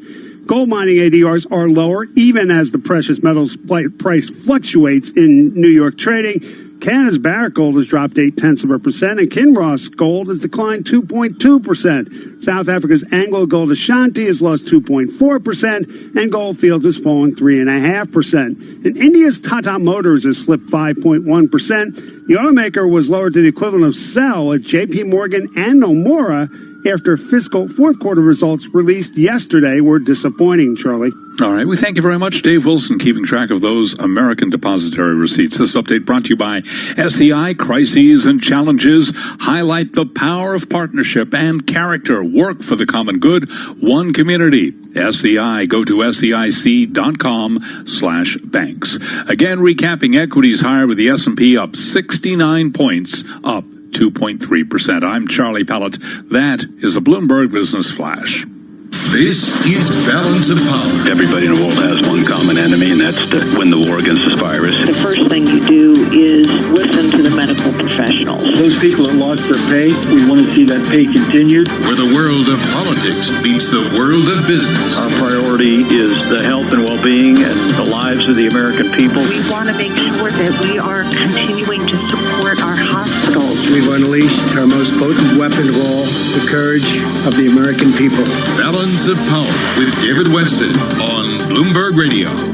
Talk resumes of a major infrastructure bill. Frontline workers are concerned whether they'll be protected as America gets back to work. And President Trump is lagging in some key states in the wake of the pandemic, the economic downturn, and racial strife. From New York, welcome to the second hour of Bloomberg Balance of Power. I'm David Weston. President Trump faces challenges like few other presidents running for a second term have ever faced. A pandemic, a sharp economic downturn, and racial turmoil across the country. And the strain is beginning to show in some of the polls, including in battleground states like Michigan. To take us through the politics with under 5 months to go, we welcome now Lester Munson, principal of BGR Strategies. So, Lester, first of all, on the 5 months to go, should we be paying much attention to these polls at this point, or is it just too soon? Oh, I think it's way too soon, but at least to determine who's going to win in November. But what those polls are going to help us understand, I think, are the political moves that the president and Congress, particularly Democrats in Congress, are going to be making over the next few weeks. Well, so one poll really struck me. It was in the Detroit Free Press of Michigan. It's my home state, but it showed President Trump lagging by 16 points to Joe Biden. That is obviously a key state for the president. Even if we can't really predict exactly who's going to win, does it indicate directionally where the president has some challenges in front of him? Well, I think it does. His poll numbers are clearly down. We should temper that with the knowledge that he's never really polled well. Even when he won the election in 2016, exit polls were showing him losing across the board. So there's a delta between what he's really going to get and what the poll numbers show always. Even factoring that in, these numbers are pretty low for him. So he's increasingly interested in this so-called $1 trillion infrastructure proposal. He's looking to juice up the economy. So I think you're going to see him take more risks with Congress to try to get that done, because that will help him with an economic argument in November. So I'm glad you raised the infrastructure bill that supposedly they're talking about $1 trillion on. This is not the first time we've heard about this from President Trump, from this White House, or for that matter from the Democrats either. They've been talking about it certainly for the last 3 years, and perhaps before that. Why is that going to make a difference come time to go to the polls, if we go to the polls in November, to say, oh, I'm promising I'm going to give this to you? Well, it's win-win for the president. He's going to need to get his Senate Republicans in line and get them to support him. And if it comes to a battle with Democrats from the House and there ends up being no actual bill that becomes law, it gives him the chance to blame Democrats if there's bad economic news. If things work out and there is a $1 trillion infrastructure bill or something like it, or perhaps it's the fourth round of coronavirus stimulus funding, then he can claim victory and point to the fact, or point to what he views as the fact that he is rebuilding the great economy that we had before the pandemic. As you point out, Lester, 4.5 plus months to go is a long time to go. But as you look forward to November right now, is this going to be about the economy? Originally, we thought that would be what President Trump would fight about, and that's how Vice President Biden, if he's the candidate, fights him. But we now have the pandemic. Healthcare seems like would be a big issue. And is race going to play a role? Well, I think all of those issues are pertinent. And we're going to see the president and Vice President Biden, the Democrats' candidate, talk about those issues. The ones that are going to matter at the end of the day are the pocketbook issues for Americans. At the end of the day, that has always been the most powerful argument. It's the thing that changes the most minds in the last couple of weeks before Election Day. So I think while the issues of race are certainly pertinent right now, and there's been a lot of focus on them, 4 months from now, I do think we will have well shifted into the economic zone. And when we talk about polls, in fairness, the polls I've seen at least still have the American people giving more credit to President Trump to manage the economy than Vice President Biden. That's right, and I think that's in large part because the economy was doing so well before the pandemic. It was by far President Trump's best argument for re-election. If you look back at his State of the Union speech from the beginning of the year, he spent the first 20 minutes or so going through the economic statistics and how every segment of society was doing better. It's a very compelling argument. It's his best argument. He's been maladroit at other things. Some of his foreign policy initiatives aren't working out as well as folks originally thought. His handling of social issues and race issues has a lot to be desired. But the economic ones were always his strength because they were real. And people had job security. Unemployment was low. If he can make it look like he's going to get the economy back to that position, it's his best case. Well, talk about the social issues, as you say, because the President today signed an executive order on policing that has to do with basically making sure there's money for training at the police, having some record of past bad behavior, things like that. Is that enough at least to pull teeth on the Democrats' argument? Because the Democrats want to go farther, but if the President's done something, will that be enough at least for it not to be a big issue against him? Well, it's a double-edged sword for both sides, and I take some heart that the White House has come up with a modest but significant proposal. Those are all sensible things that are in the executive order, at least by my preliminary read. You could argue that there should be more steps that should be taken. This qualified immunity issue is something that Congress is going to have to wrestle with. But I think not having extreme measures come out of this is something that will tamp down the rhetoric, and I think that's good for the country. And I think we need to get to a place where there's more of a consensus on the way forward, because if it continues being a divisive issue, then I think we're just going to see nastier and nastier politics. Yeah, it's not good for the country either, I must say. Okay, thank you so much. Really great to have you with us, Lester. That's Lester Munson of BGR Strategies. Coming up, baseball is on the brink, at least for this summer. Should President Trump step in to save it? A cautionary word from our Bloomberg opinion columnist. He's Jonathan Bernstein. That's coming up next on Balance of Power on Bloomberg Radio.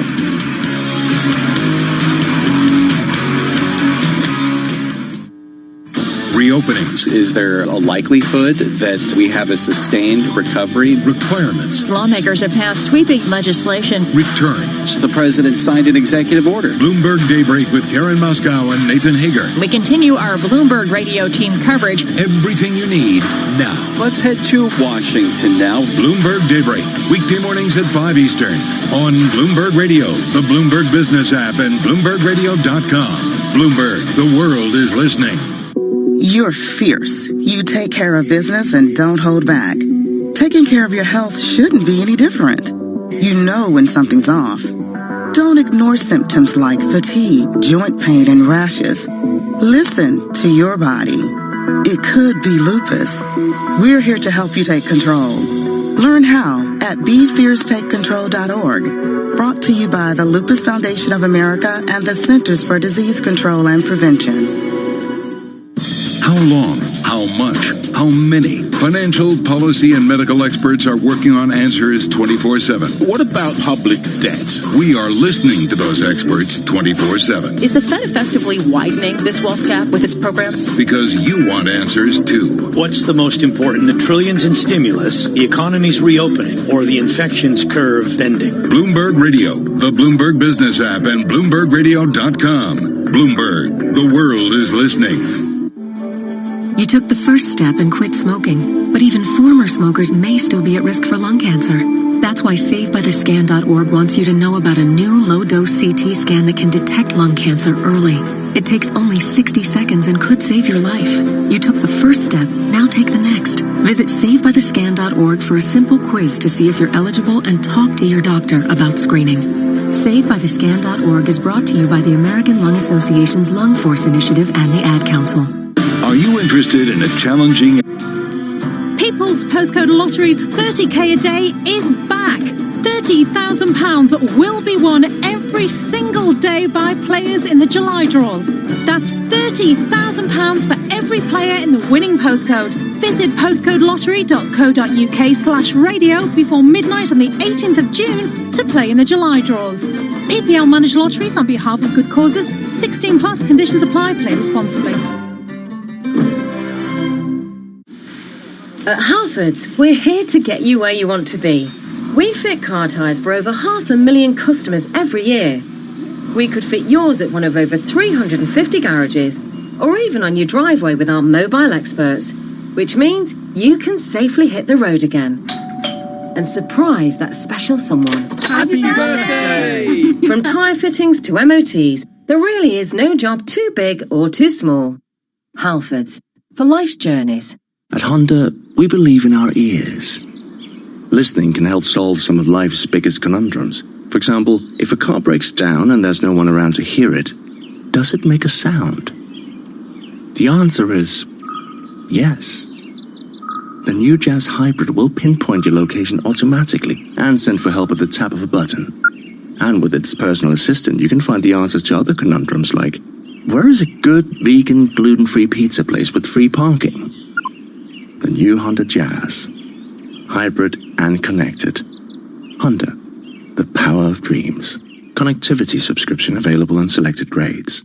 Where will 2020 take you? Somewhere where people care. About each other. About our planet. About creating a better world for everyone. And becoming the best versions of yourselves. Join a community of like-minded individuals at the University of Winchester. Make sure to accept your offer by the UCAS deadline and visit our website to find out more. See the bigger picture. Be the difference. Go to winchester.ac.uk. When you're buying tech online and you want to make sure you get exactly what you need, would you rather talk to an algorithm? Or to someone called Al? Or Derek? Or Sanjay? Or Sue? Or one of our other tech experts on Shop Live, Curry's PC World's online video call experience?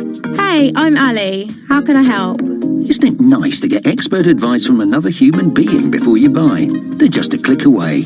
Curry's PC World. Talk to our tech experts online with Shop Live. This is a message from the government about the next stage of controlling coronavirus with NHS Test and Trace. To protect your friends and family, testing and tracing must become a new way of life. If you have symptoms, you need to get a test immediately. Don't leave home for any other reason. If you test positive, we will contact you to trace people who you might have infected. From now on, if you're told you've been exposed to an infected person, you must self-isolate for 14 days. Play your part and do the right thing so we can safely return to a more normal life. Go to nhs.uk or call 119. Stay alert.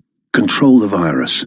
Save lives. Then breaking news 24 hours a day at Bloomberg.com, the Bloomberg Business app, and on Quick Take by Bloomberg. This is a Bloomberg Business Flash. Bloomberg World Headquarters, I'm Charlie Pellet. Stocks are higher for a third day as optimism over a recovering U.S. economy overrides concerns that coronavirus cases are worsening in locations ranging from Texas to China. The S&P 500 index is up 70 points, a gain of 2.3%. NASDAQ is up 194, up by 2%. The Dow up by 653 points, up 2.5%. 10 years down 930 seconds. Yield right now 0.75%. Gold is up 0.2%. 17.28 the ounce. Sam West Texas Intermediate crude now above $38 a barrel, up 2.6%, up $1 a barrel at 38.09. Recapping, S&P up 70, a gain of 2.3%. I'm Charlie Pellet. That is a Bloomberg Business Flash. Bloomberg Opinion, informed perspectives, and expert data-driven commentary on breaking news.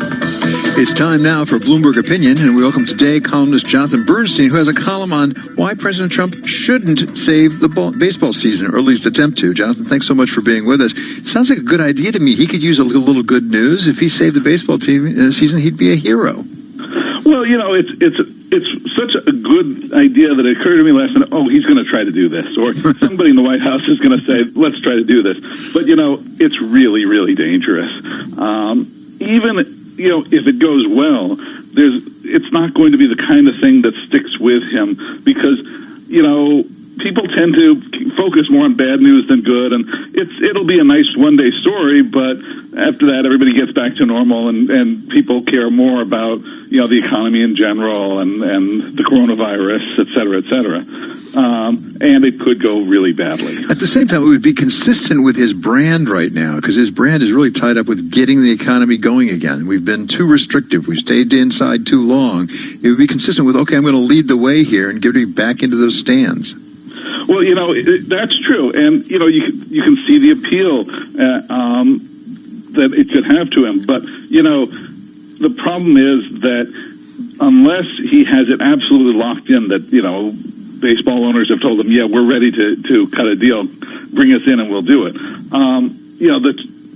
There's nothing he can do to force baseball owners and the players union to come to an agreement. And as of right now, it doesn't look like the management wants an agreement. And so there's a real risk here that now that if Trump was to intervene, he could wind up with a lot of egg on his face and be blamed for something which really, wouldn't actually be his fault. Yeah, as you say, another president might say, yeah, I'll go in for the signing ceremony after everybody's figured it all out. But President Trump doesn't seem to be a locked-in kind of guy. If you look at what happened with Kim Jong-un, when you look at NATO, you look at G20 meetings, he has such confidence in his ability, his charisma, to bring people around a table and negotiate. And he did do the art of the deal. This would be a big deal. Yeah, he has that. You're exactly right. He has this confidence that he can walk in and do it. But in fact, it's not actually his skill set. His skill set is calling attention to himself, and he's a great reality television star. But he's not actually good at cutting deals. He wasn't in his business career, and he hasn't been as president. So unless this is fully worked out beforehand, and like you say, there's a risk with him that he'd think he could do it, but then he walks in the room and it turns out, well, both sides have their interests involved, and they're not going to just drop that just because the president asked them to.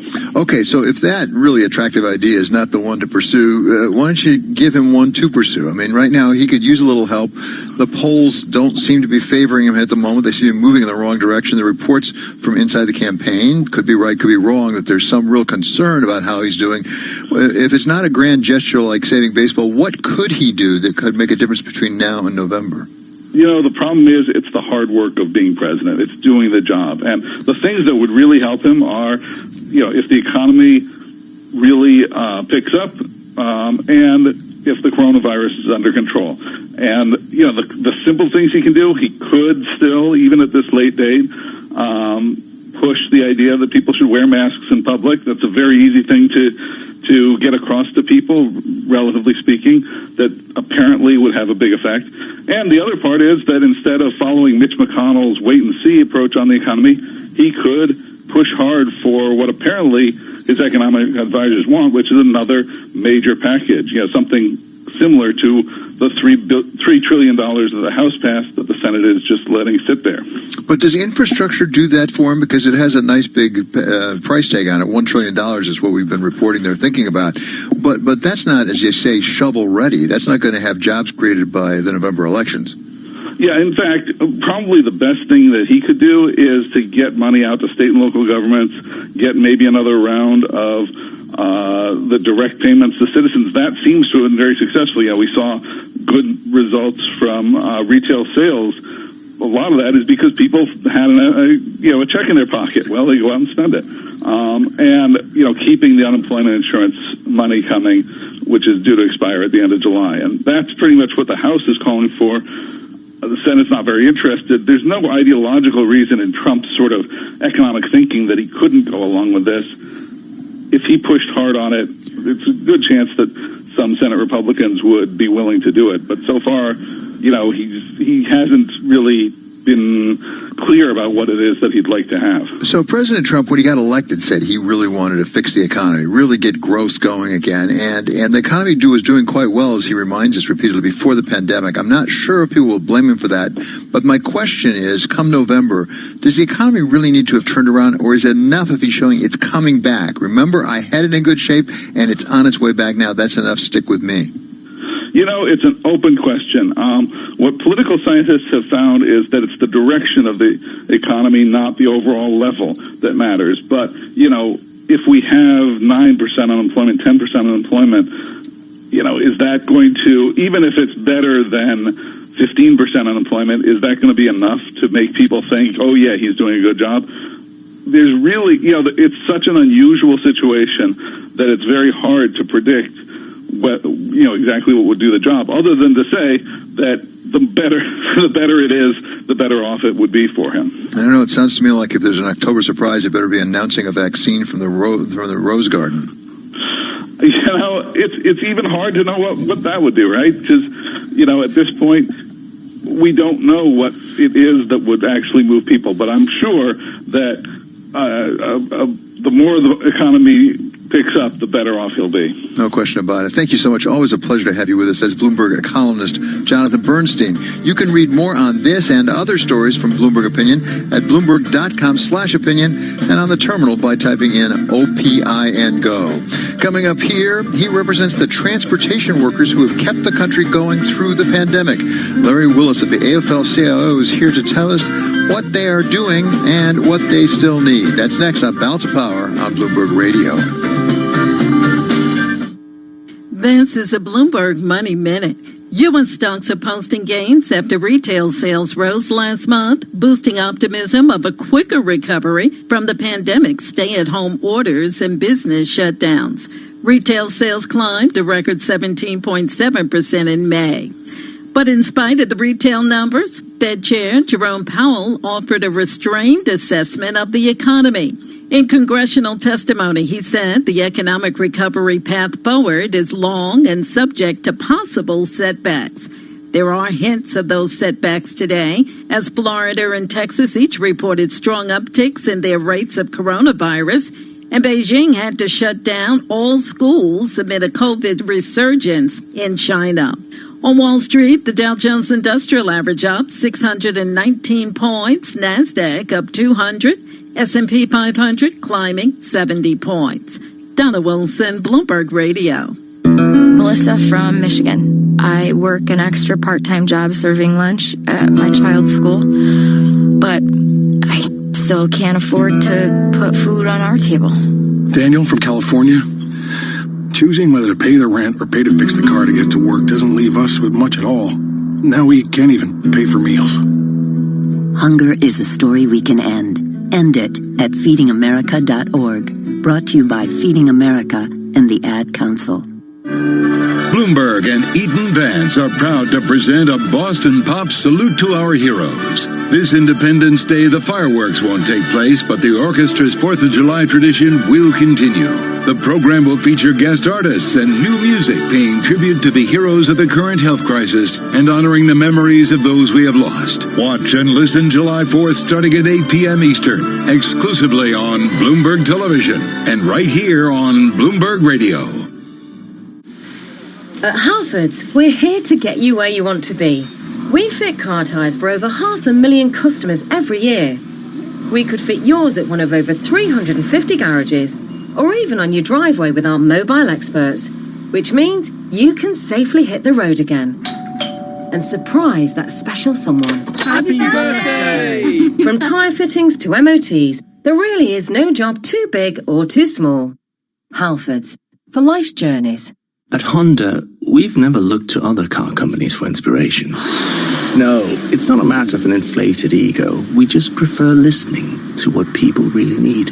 For example, the new Honda Jazz Hybrid doesn't have the expected 6 airbags. It has 10, including one that prevents the driver and passenger from colliding with each other. And because we also listen to our conscience, all our safety features come as standard. No charge.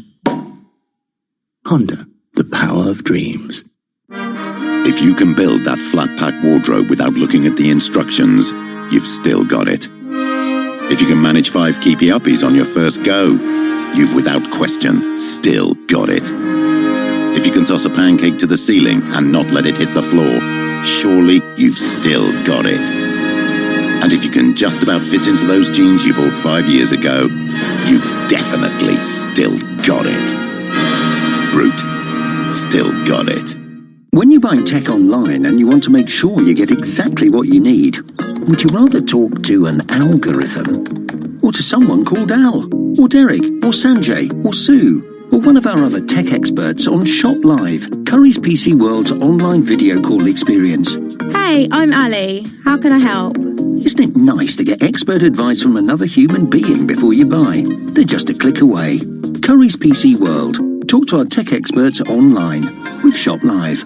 The IBM Flash storage solution can be broken down into 3 S's. Speed. Retrieve data fast. Scalability. Grow your storage as your business grows. Simplicity. Easily migrate and integrate with existing systems. Oh, and there's a 4th. It's surprisingly affordable, with a recommended monthly price of £200 for 26 terabytes. Order by the 30th of June and pay nothing for 90 days. Visit ibm.biz/flash offer now. If you have to drive, then it's more important than ever to watch your speed. As London starts to reopen, there are going to be more people on our streets. There'll be more people cycling, more people walking to work or to the shops. If you must drive, avoid the morning and evening peaks when the roads will be busier. We want the streets to be safe for everyone, all the time. So watch your speed. To the Mayor of London and TfL, every journey matters. Get your cook on with Asda, with Uncle Ben's rice 250 grams for just £1, and our Butcher's Selection chicken breast fillets only £3.40 for 650 grams. Why not whack it in the wok? At Asda, we're committed to low prices every day on the quality products you need. Asda. Selected stores and lines subject to availability. Broadcasting live from the Bloomberg Interactive Broker Studio in New York. Bloomberg 1130 to Washington, D.C. Bloomberg 99.1 to Boston. Bloomberg 1061 to San Francisco. Bloomberg 960 to the country. Sirius XM Channel 119 and around the globe. The Bloomberg Business app and BloombergRadio.com. This is Balance of Power with David Weston. Coming up on Balance of Power, transportation workers have made sure that healthcare workers could continue on the job and the critical supplies of food and materials got delivered. We talk with the man who represents them, Larry Willis of the AFL-CIO. But first, let's get a market check with Charlie Pellet. All right, I thank you very much, David Weston. Here's what's going on. Stocks higher across the board. Stocks are rising for a third day as optimism over a recovering U.S. economy overrides concern that coronavirus cases are worsening in locations ranging from Texas to China. S&P 500 rallying the most in more than a week. Right now, the S&P 500 index is up 67 points. That is a gain of 2.2%. The Dow up more than 600 points, up 605 right now, up 2.4%, while NASDAQ is rallying 190 points. That is a gain of 2%.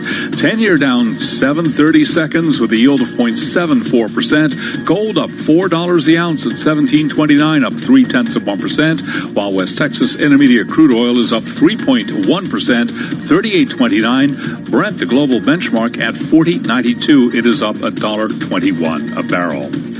Federal Reserve Chair Jay Powell says America's economy is skating on thin ice, even as economic data hint at a recovery. And with more, here's Bloomberg's Vinny Del Giudice. In testimony to the Senate Banking Committee, Powell said the economy has a long way to go before it reverses damage wrought by the coronavirus. Shock unemployment rivaling the Great Depression poses substantial danger. Powell also cautioned a full recovery isn't likely until the public is confident the disease is contained, posing insolvency risks to small businesses, firms he calls the heart of our economy. Vinny Del Giudice, Bloomberg Radio. McDonald's U.S. sales recovered much of their lost ground in May after a 19% slump in April, evidence that consumers tired of home cooking are eager to get back into the drive-through lane. The world's biggest restaurant operator said same-store sales, key gauge of success, fell only 5.1% last month from a year earlier. McDonald's shares, they're up today by 0.4%. Again, recapping, stocks are rallying with the S&P up 64, up by 2.1%. I'm Charlie Pellet. That's a Bloomberg Business Flash. Balance of Power continues, the Tuesday edition. And once again, here's your host, David Weston. Thank you so much, Charlie Pellet. Well, many of us have had to stay home for the last few weeks, but throughout the lockdown, transportation workers have been on the job, making sure that doctors and nurses made it to their hospitals and that food and other supplies made it to store shelves. The AFL-CIO includes 32 unions representing these transportation workers, and we welcome now the man in charge, the president of the AFL-CIO Transportation and Trades Department, Larry Willis. So, Mr. Willis, thank you so much for joining us. Give give us a sense of how many transportation workers that you represent and how many of them have remained on the job throughout this. Well, thanks for having me on this afternoon. And I would say a huge majority of our members have been deemed essential by both the federal government and state and local governments and are working today. To your point, getting doctors and nurses to where they need to go, getting other essential employees to where they need to go. And we can't forget about freight. Obviously, we all get to the grocery store. That food doesn't magically appear there. So whether we're talking about rail workers, truck drivers, workers that are seaport, maritime workers, aviation workers that obviously fly both passengers and freight, our members are working today and really have been during this whole COVID-19 pandemic. So you have a lot of workers that remained on the job, and we all are thankful for what they've done for all of us. At the same time, we now have an economic downturn. Are some of your workers also losing their jobs? There's no question that, we are seeing the economic pressures on the transportation space. I'll just give you a couple of examples. On freight rail, this is a workforce that, quite frankly, we think the rail carriers have already trimmed quite a bit and unnecessarily so, and there's been some safety issues there. But we know just in the COVID-19 space that we are seeing 5 times the number of unemployment claims into the Railroad Retirement Board. They had their separate system for this than it was compared to a year ago. So, again, a sector that, people think are healthy because, again, people are buying products at the grocery store, at the big box stores, definitely using mail orders and Amazon and what have you. But, we are seeing slower traffic in some places. We know rail workers, again, are seeing the impact of that. And we know there's less traffic at seaports as well. So a lot of economic pressure on public transit as well. So maybe not as much as hotels or casinos or some other places, but there's definitely downward pressure on jobs in the transportation sector. Are you seeing them start to come back at all? We had that one jobs numbers that surprised the upside. There's still a lot of people out of work, let's be clear, but still it surprised the upside. Are you seeing it come back at all? Yeah, I mean, again, you point to the positive jobs number, but obviously that's sort of compared to just the devastation we've seen in the economy. There is, look, people are using transportation more. We see higher density on our transit systems. People are starting to fly again. There's more people on aircraft. But I think the economic peril that the entire nation is in and that our transportation system remains in is very significant. And I think Congress needs to think very carefully about both making sure that we have the right health and safety protections in place to make sure that customers feel confident about coming back to transportation, whether it's on the transit or aviation, commuter rail, Amtrak side. But, also to provide the financial support that we know is going to be needed to get our transportation providers over this hump, and quite frankly, to protect the broader economy here, because there's a lot of economic pain still to be had in this crisis. So, Larry, you just put right in front of us the two alternatives. On the one hand, you need to support people who've lost their jobs. You need to invest in the structure. But on the other hand, you got to protect the people who are on the job. And those people have been concerned about right through. I mean, the bus drivers and the truck drivers, making sure they're protected. What do you need from Washington, whether it's Congress or regulatory agencies, to accomplish what you need there? Yeah, so, really since this began in early March, we were very early out asking the Department of Transportation, which regulates, health and safety in the various modes of transportation. And the broader labor movement was making a similar push for OSHA to come in with an emergency temporary standard to protect workers more broadly. But on the transportation side specifically, we've asked this Department of Transportation